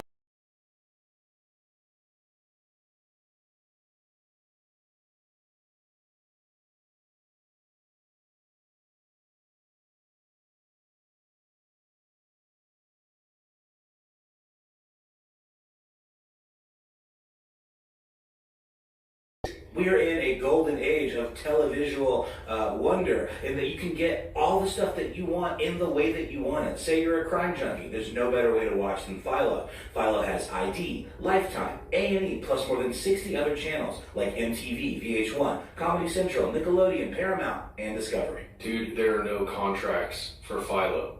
It's cord free, it's commitment free, it's hassle.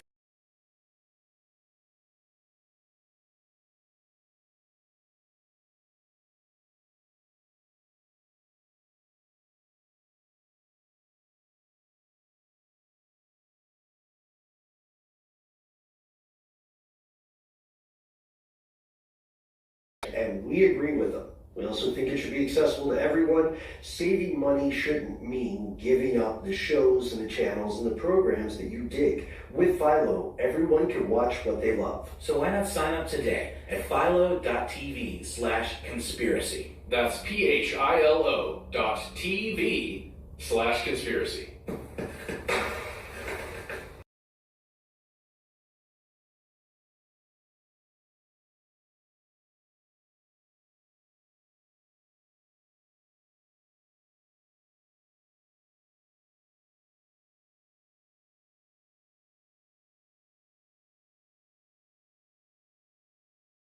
Based therapy. Be in your moment. Ask your doctor about Ibrance and visit Ibrance.com. Patients taking Ibrance can develop low white blood cell counts, which may cause serious infections that can lead to death. Ibrance may cause severe inflammation of the lungs that can lead to death. Tell your doctor right away if you have new or worsening symptoms, including trouble breathing, shortness of breath, cough, or chest pain. Before taking Ibrance, tell your doctor if you have fever, chills, or other side.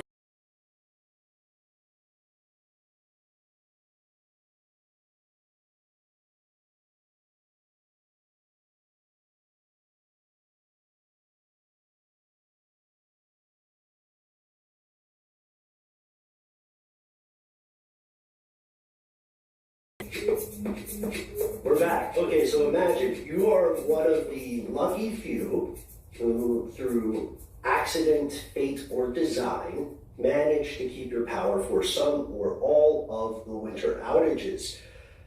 You're not in a super great place because the people who did have power found that their bills skyrocketed. Skyrocketed is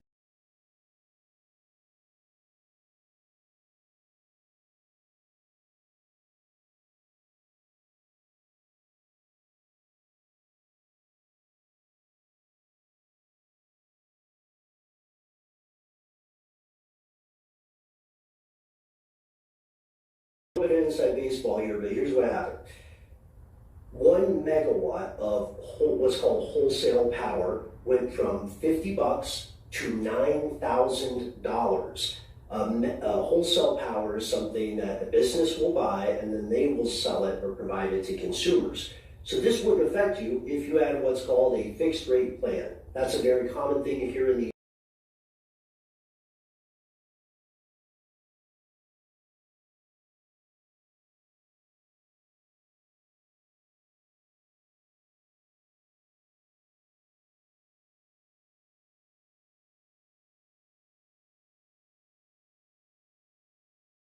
So if there's a surge in price or demand, I won't have to pay more than my, 30 cents or $1.35 or whatever.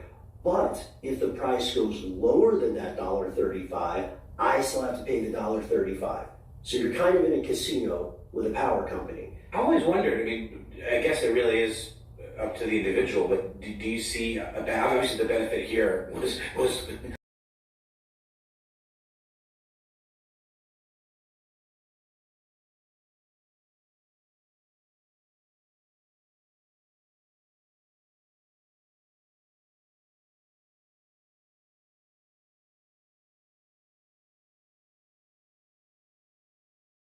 and it's the only time I had to pay ridiculous amounts of money for power.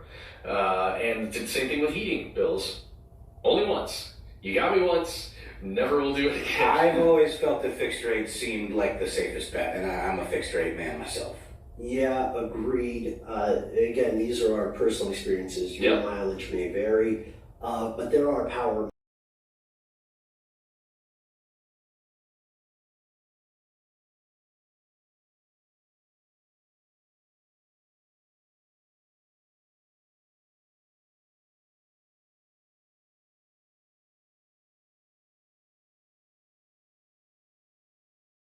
I had an experience like you, Matt.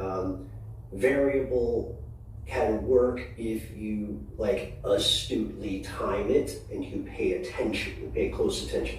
Fixed rate, it's kind of like you're just paying more for the certitude and the predictability. So fixed rate is pretty good. And I think a lot of people in Texas were on fixed rate too. So let's talk about the people.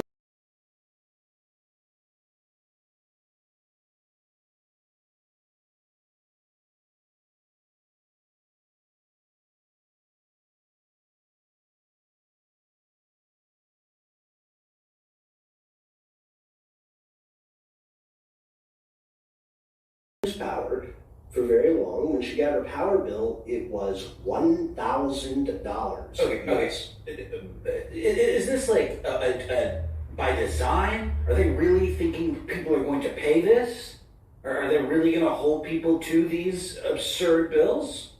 Is it supply and demand, or is it price gouging? Or is it an accident? Like.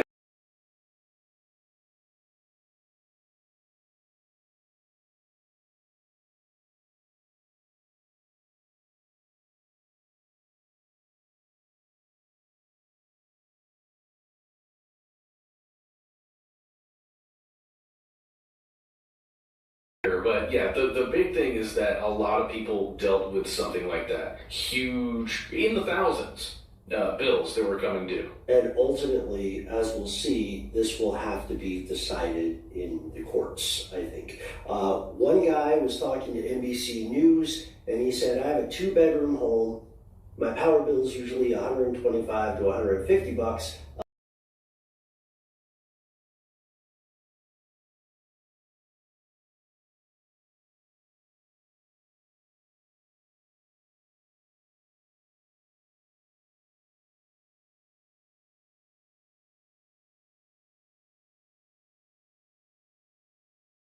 Their bill ended up being $10,000. And the price gouging didn't stop there. It didn't stop with power bills, because remember, this is a crisis. Well, yeah, and I get that, and I understand that this is a crisis for the energy end of it too, the provider, but again, it's kind of their fault. So it doesn't seem fair that they would pass this on to the consumer, but I guess that's what utilities.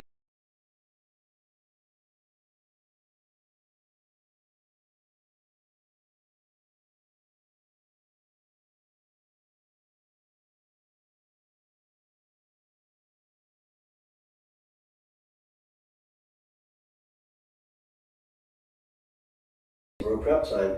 But as we record today, Texas officials are cracking down on businesses that have been accused of hiking the prices of food and water and hotel rooms especially, while the state is still battling through the shortages that were caused by these storms.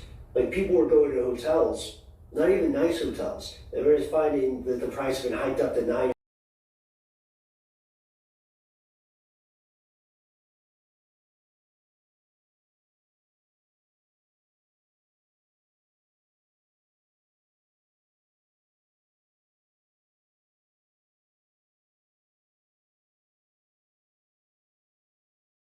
Some locals have been like breaking into this place to get water, but then they started paying on an honor system. And so there's like this pile of cash on the floor and a nice little, like a nice note, which I thought was a really human thing, which I mean is a compliment. But back to the water, more than 12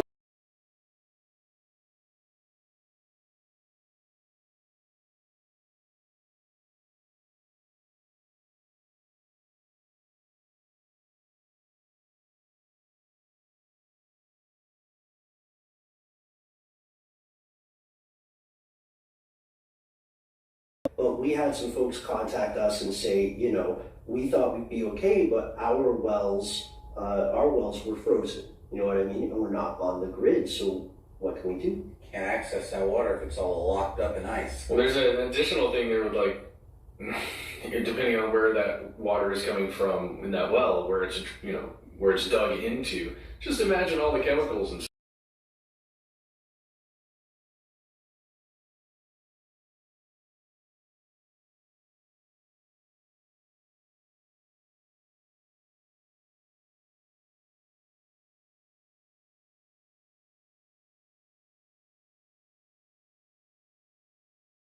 some much needed levity here. Something happened in the ensuing information war, or narrative war, that would be hilarious if it was not so very dumb while people were dying. Several pundits and politicians in the beginning of this crisis tried to blame the power failures on renewable energy.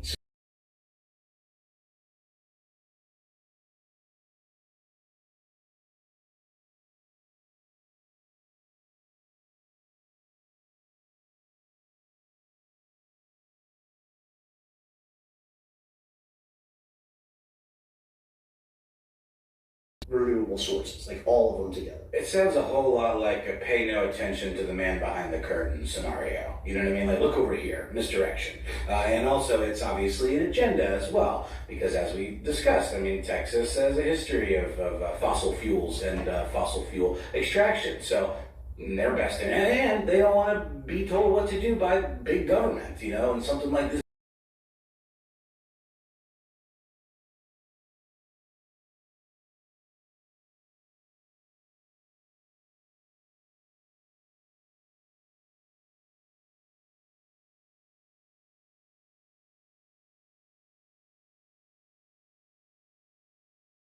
Due to the freezing conditions, right, which made it difficult for power plants to get the fuel necessary to generate electricity. So you can have a working car, but if you don't have the gas, you're not going anywhere. That's what happened to a lot of these plants. They don't store a bunch of fuel on site. It has to be brought to them continually. But that being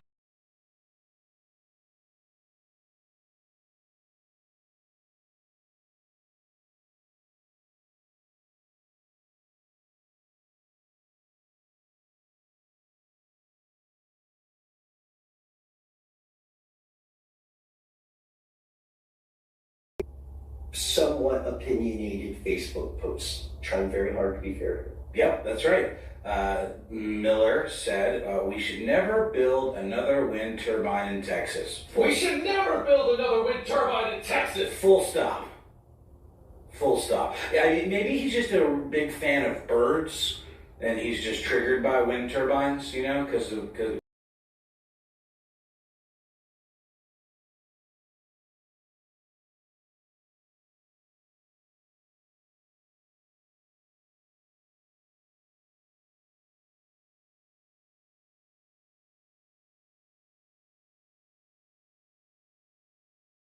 isn't that ironic?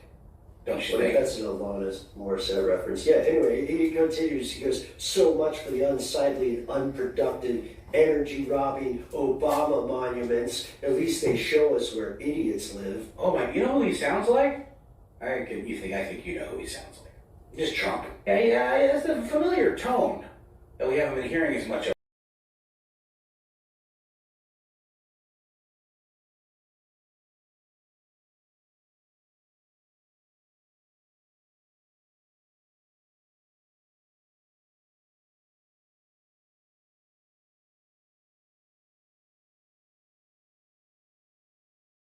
Kind of ride the beat in that phrase. No. Obama monuments. You're right.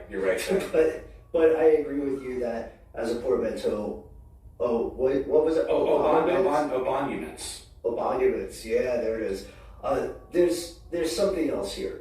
We received some correspondence from a lot of our fellow listeners, including our main man James, who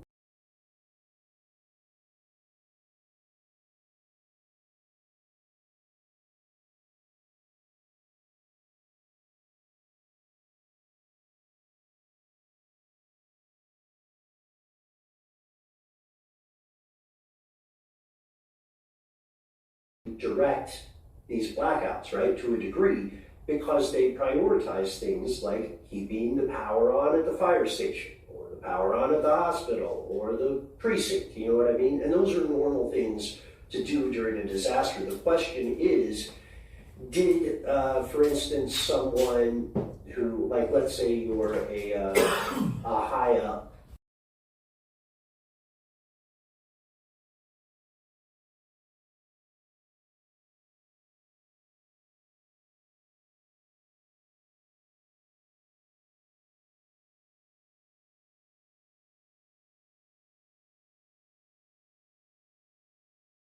Illuminati cookout. There you go. Illuminati cookout, and or the next Bohemian Propane Grove. I love it. Okay, so that now we're looking at the aftermath, and this is still happening, by the way. This should just be considered a kind of 101 explainer of the opportunities for corruption and conspiracy. The situation and the weather are improving.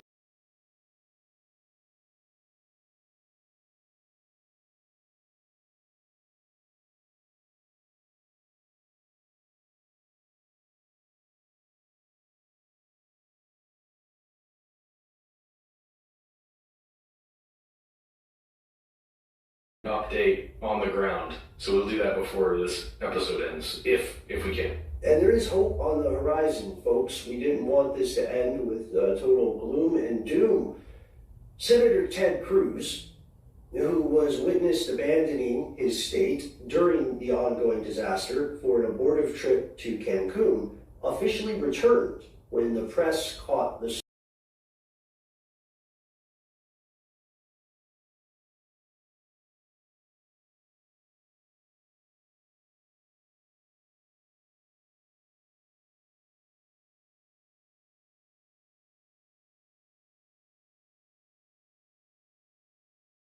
People only do stuff they're supposed to do when they get caught, and I don't know how he thought he would get away with this. But Money, as we've said numerous times, and Ben, this is a mantra that we have on the show. Money is a superpower. It's the closest thing you're going to get to it. Ted Cruz has some money. He was like, what is this?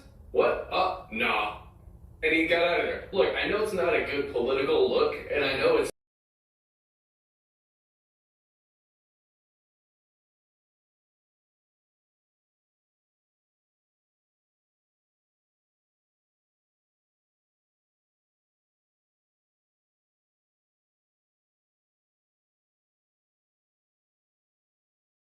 He kept changing his explanation for the trip. He kept changing his description of the trip. And he's really bad at it too. He's really bad at like lying in this way.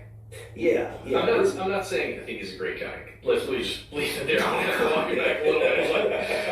It's like the if you guys don't listen, if any of you out there does not listen to the show, This Is Important on iHeart.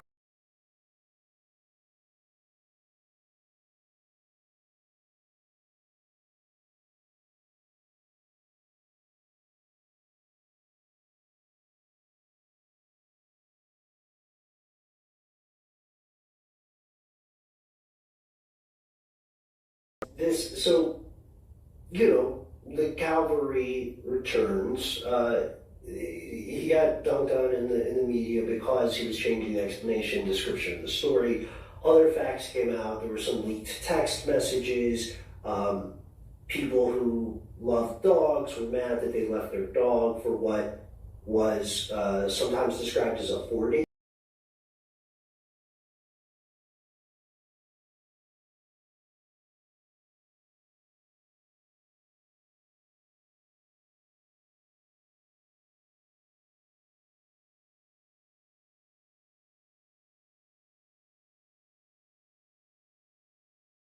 I mean, I basically think the man's a saint at this point. Yeah. I mean, that's the thing, though. Bilocation is a saint superpower, right? It's one of the miracles. So he may still be in Cancun. Wouldn't that be cool? Maybe he has a clone. Anyway, he could have handled the PR, fallout a little better if he did have a clone, or a better disguise or something.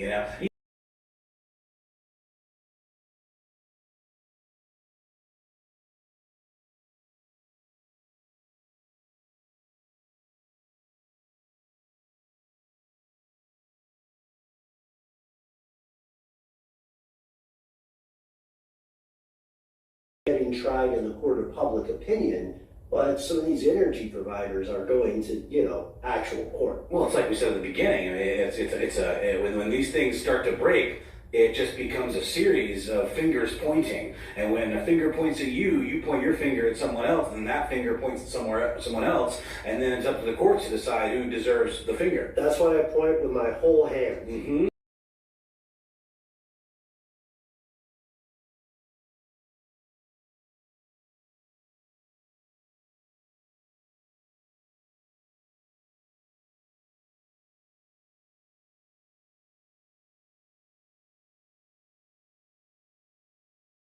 But right now, as we speak, there's a class action lawsuit in the works for a Texas electric retailer named Gritty. They're getting sued for $1 billion. Wait, Gritty, like the mascot of Michigan? No, Philadelphia? No, two D's. It's a cute sounding name, though. God, I'm not gonna lie. True.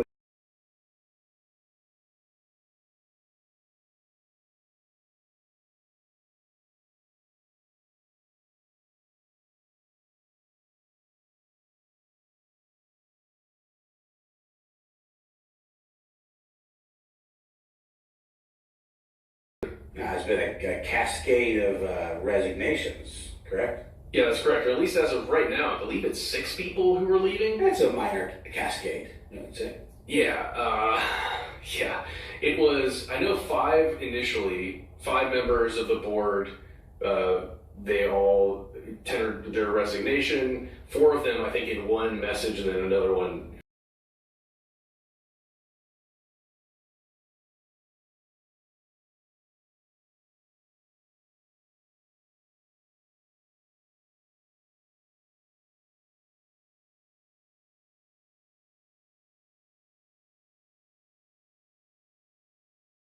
These people wrote, they said that they were motivated to resign because people had objected to the fact that these 4 people did not themselves reside in Texas. So they said, I like the way you would put it off air, Matt. They basically threw their hands up and were like, okay, yeah. No, oh, yeah, you guys deal with this. Oh, that's cool. We'll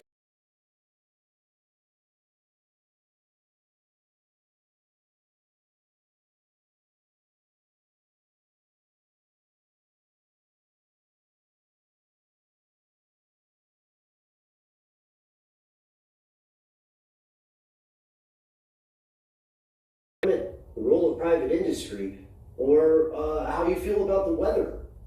These 3 things all played a role in whether through their absence or whether through their strategies. They all played a role in this terrifying series of events.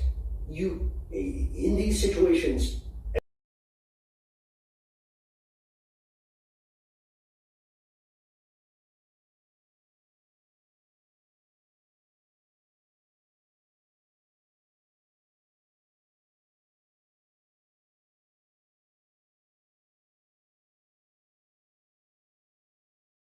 you'll see that no small number of experts are saying at this point it might be better to build out new infrastructure that's already, created to be weatherproof than spending the money trying to winterize the existing stuff. I think that the issue that I have with that idea of you can't blame them is the political stance of so many.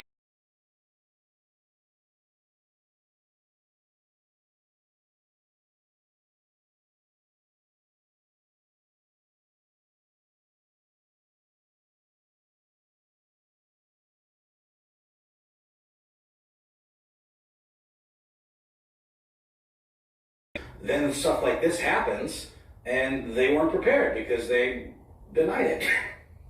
I think that's, I think that is a good point. I think it's a valid point. And also, the weather is becoming increasingly unpredictable. If you are lucky enough to have elderly people in your life, family or friends, right? And when I say elderly, I'm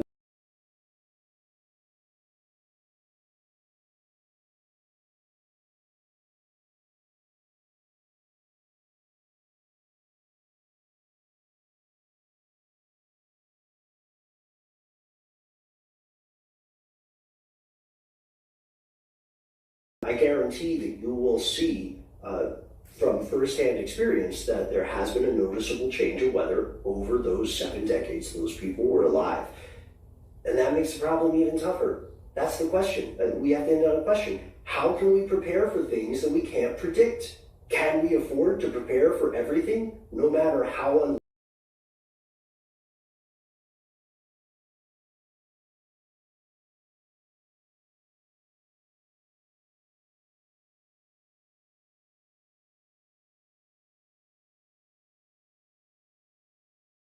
yes.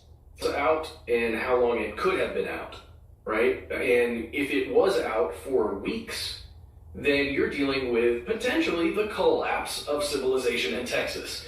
And that's exactly what that episode was about. Because when you're out,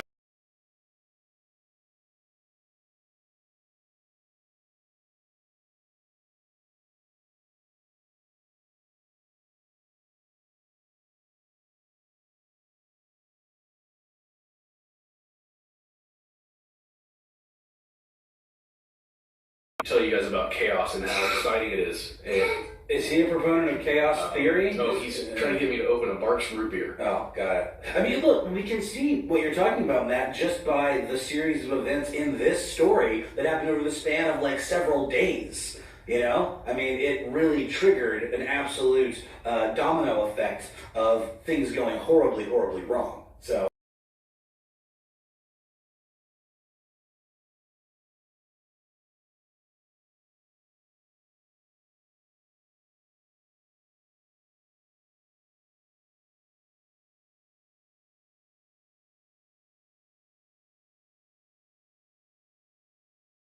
I'm just using that because it's like an apocalyptic movie plot.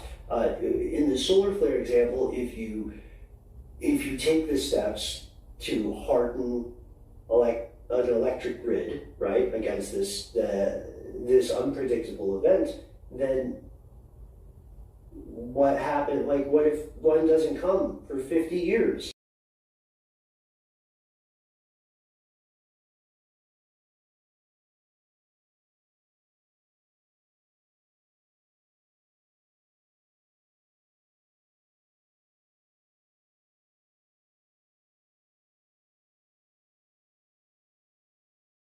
Everything that is reasonable, but we're going to go way bigger. We're going to make these pipes like twice as big as they need to be, because if we don't, this is going to come back to haunt us. And everybody was like, you're crazy, dude. I don't know what your thing with pipes is, but you need to pump your brakes. And it turns out he was right. That's the only reason the London sewer system still works.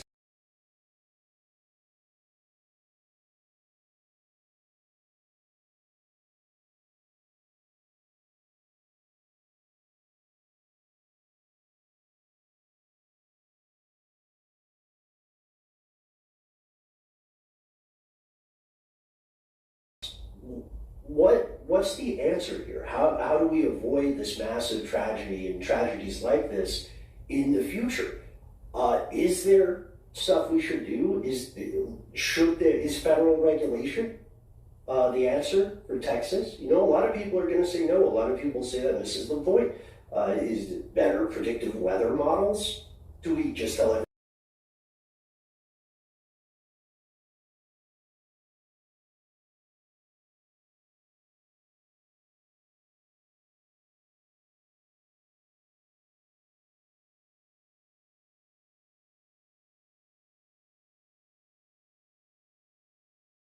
Rolling for 84 hours. 84 hours. The temperatures in our home got to 40 degrees. It was in the 40s. We were okay, but we had supplies. The elderly in our area had it very hard. Lots of pipes and damage, but it's 80 degrees here today. Geoengineering is wacky. So basically, yeah.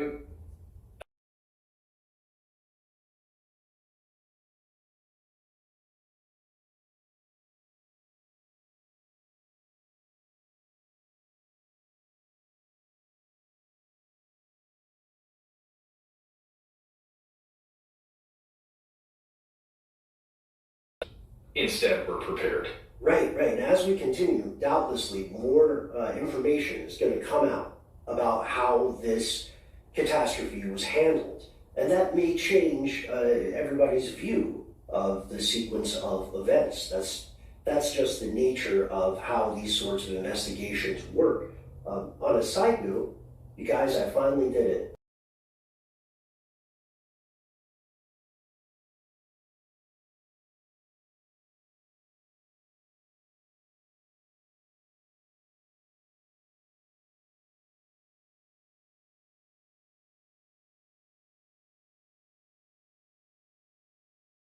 Picks when they come in. But as long as there's something orange in there, then we're good. I gotta ask you guys though, in a year, or in the year that has already felt like half a year, let's just consider this a continuation of last year.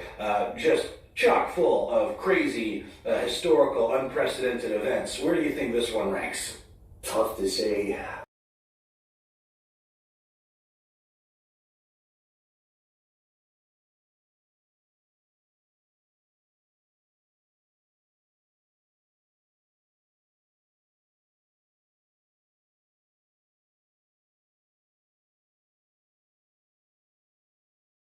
May well be, but wait, there's more. So I'm having a tough time. I think it's a great question, and it's one we should send to you, our fellow listeners. How would you rank it? What else is not getting reported? Because we can assure you, there's a lot. And also, how would somebody untangle the complicated situation of Texas Energy? What is the solution, and how?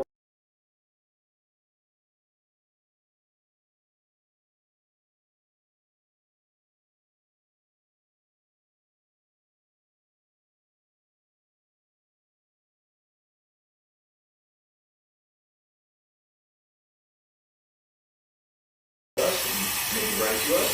Another way is to join Here's Where It Gets Crazy. That's our Facebook page. Lots and lots of us are already on there, and it'd be great to see your face there too. And if you want to do a different kind of writing, why not write us a nice review on Apple Podcast or the podcatcher of your choice, preferably Apple Podcast. Helps us get up there in the rankings and helps people discover the show. It's true. And I will really thank everybody.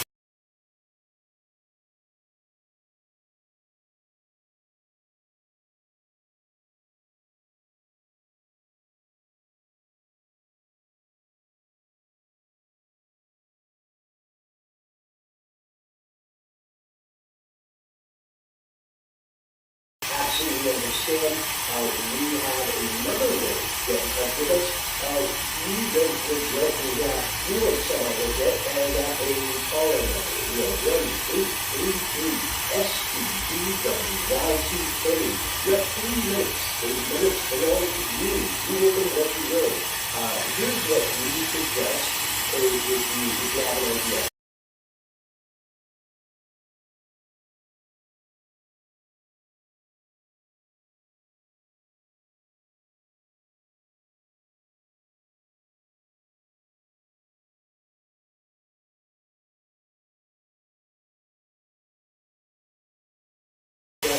Story, or you have an in-depth question or something you want to share with us, don't feel like you have to edit yourself down to 3 minutes.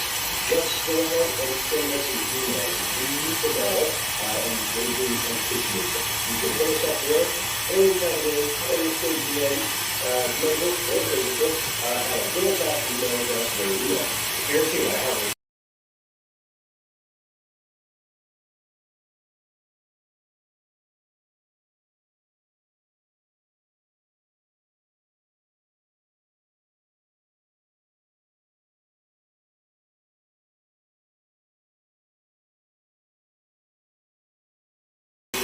The production of iHeartRadio. For more podcasts from iHeartRadio, visit the iHeartRadio app, Apple Podcasts, or wherever you listen to your favorite shows. Do you ever wish there was a podcast that had real conversations like the one you have with your friends? Well, you're in luck. Hi, I'm Erin Andrews, and I'm Clarissa Thompson, and we wanted to call everyone. Hey, that's the Discussion Podcast, the Erin Podcast. Calm down with Erin and Clarissa.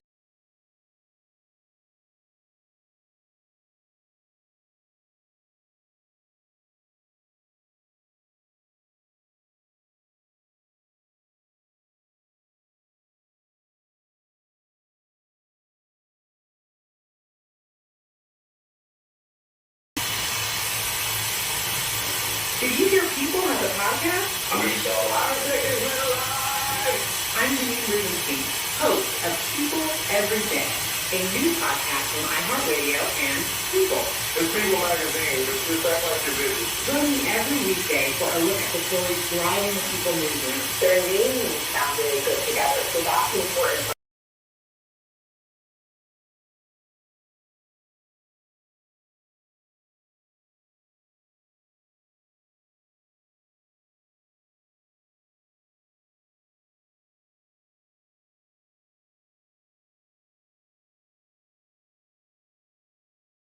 And I would water that conversation down and say there's an impact, but we don't talk about the impact. Listen and subscribe at Apple Podcasts, on the iHeartRadio app, or wherever you listen to podcasts.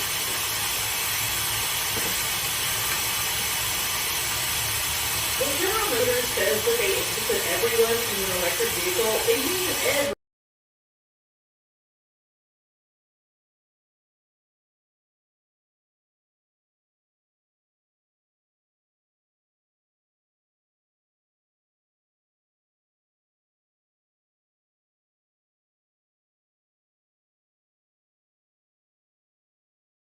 Commitment to an all-electric future at GM.com.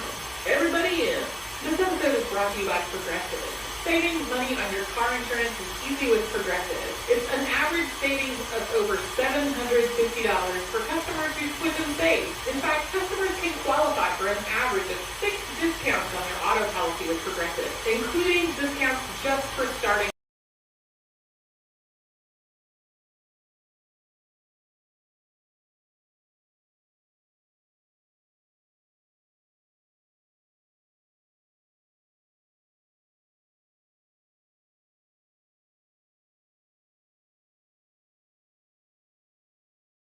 History Class, a production of iHeartRadio.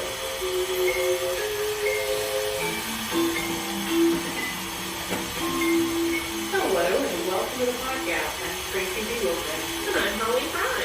So our show has been doing a little bit more for the 19th and 20th centuries lately, including something we just recorded that's coming out after this one.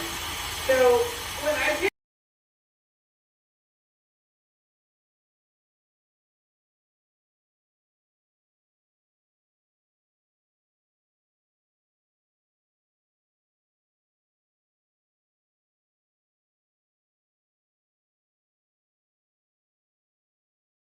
30 years. Sometimes Zoe ruled alongside one of her husbands. Sometimes she and Theodora ruled together, and then in the end, Theodora ruled alone. All of that happened against the backdrop of a lot of distrust and intrigue and possibly some murder. A note on the names before we get started. Pretty much all the English language sources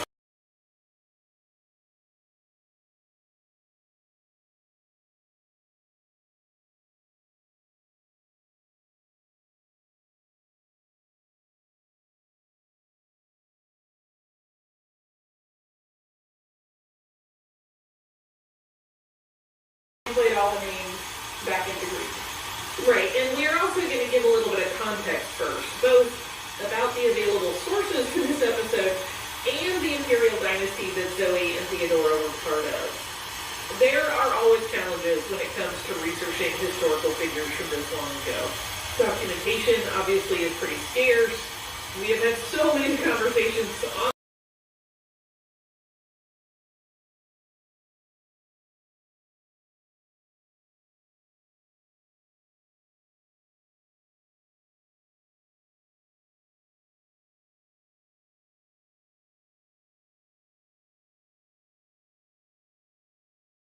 know if that copy is accurate or how many iterations it may have gone through, or even just editorial flair or interpretation. And in some cultures, we do have a sense of how history was preserved through an oral tradition, but often there are just a lot of unanswered questions about how later accounts reflect something that happened way before. So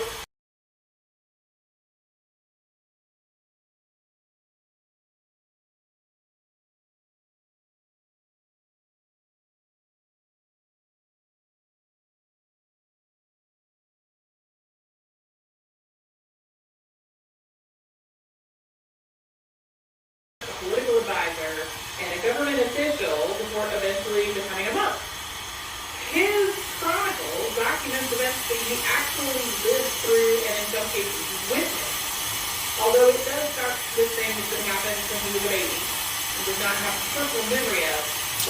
So I met Billy and Theodora multiple times.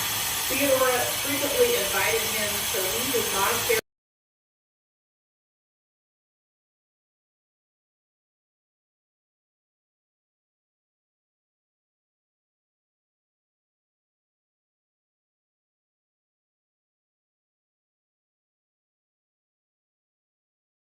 Your ultimate goal, divine power. Soon you can feel the magic. Good, don't bend too hard on the legs. Yeah, that's close enough. Okay, who knows what a two-point landing is? Ooh, sorry. Okay, is this bad? I got a tangle. You jump! What are you? I got an idea. What? Jump. Yes, you can do this. Now jump! He's training for his biggest adventure yet. Oh yeah, he's ready. Come on, trust me! Yeah. Jump! I say you got jump. their insurance for him. Thanks, Rod. Yeah, thanks, Rod. PlayStation.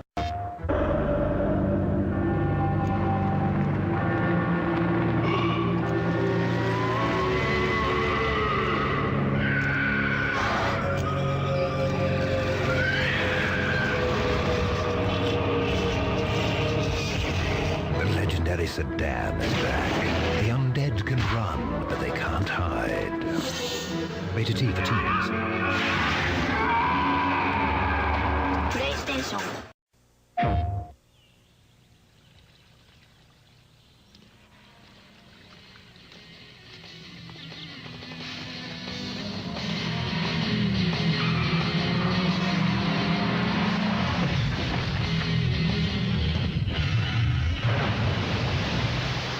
There's a new rock star in town.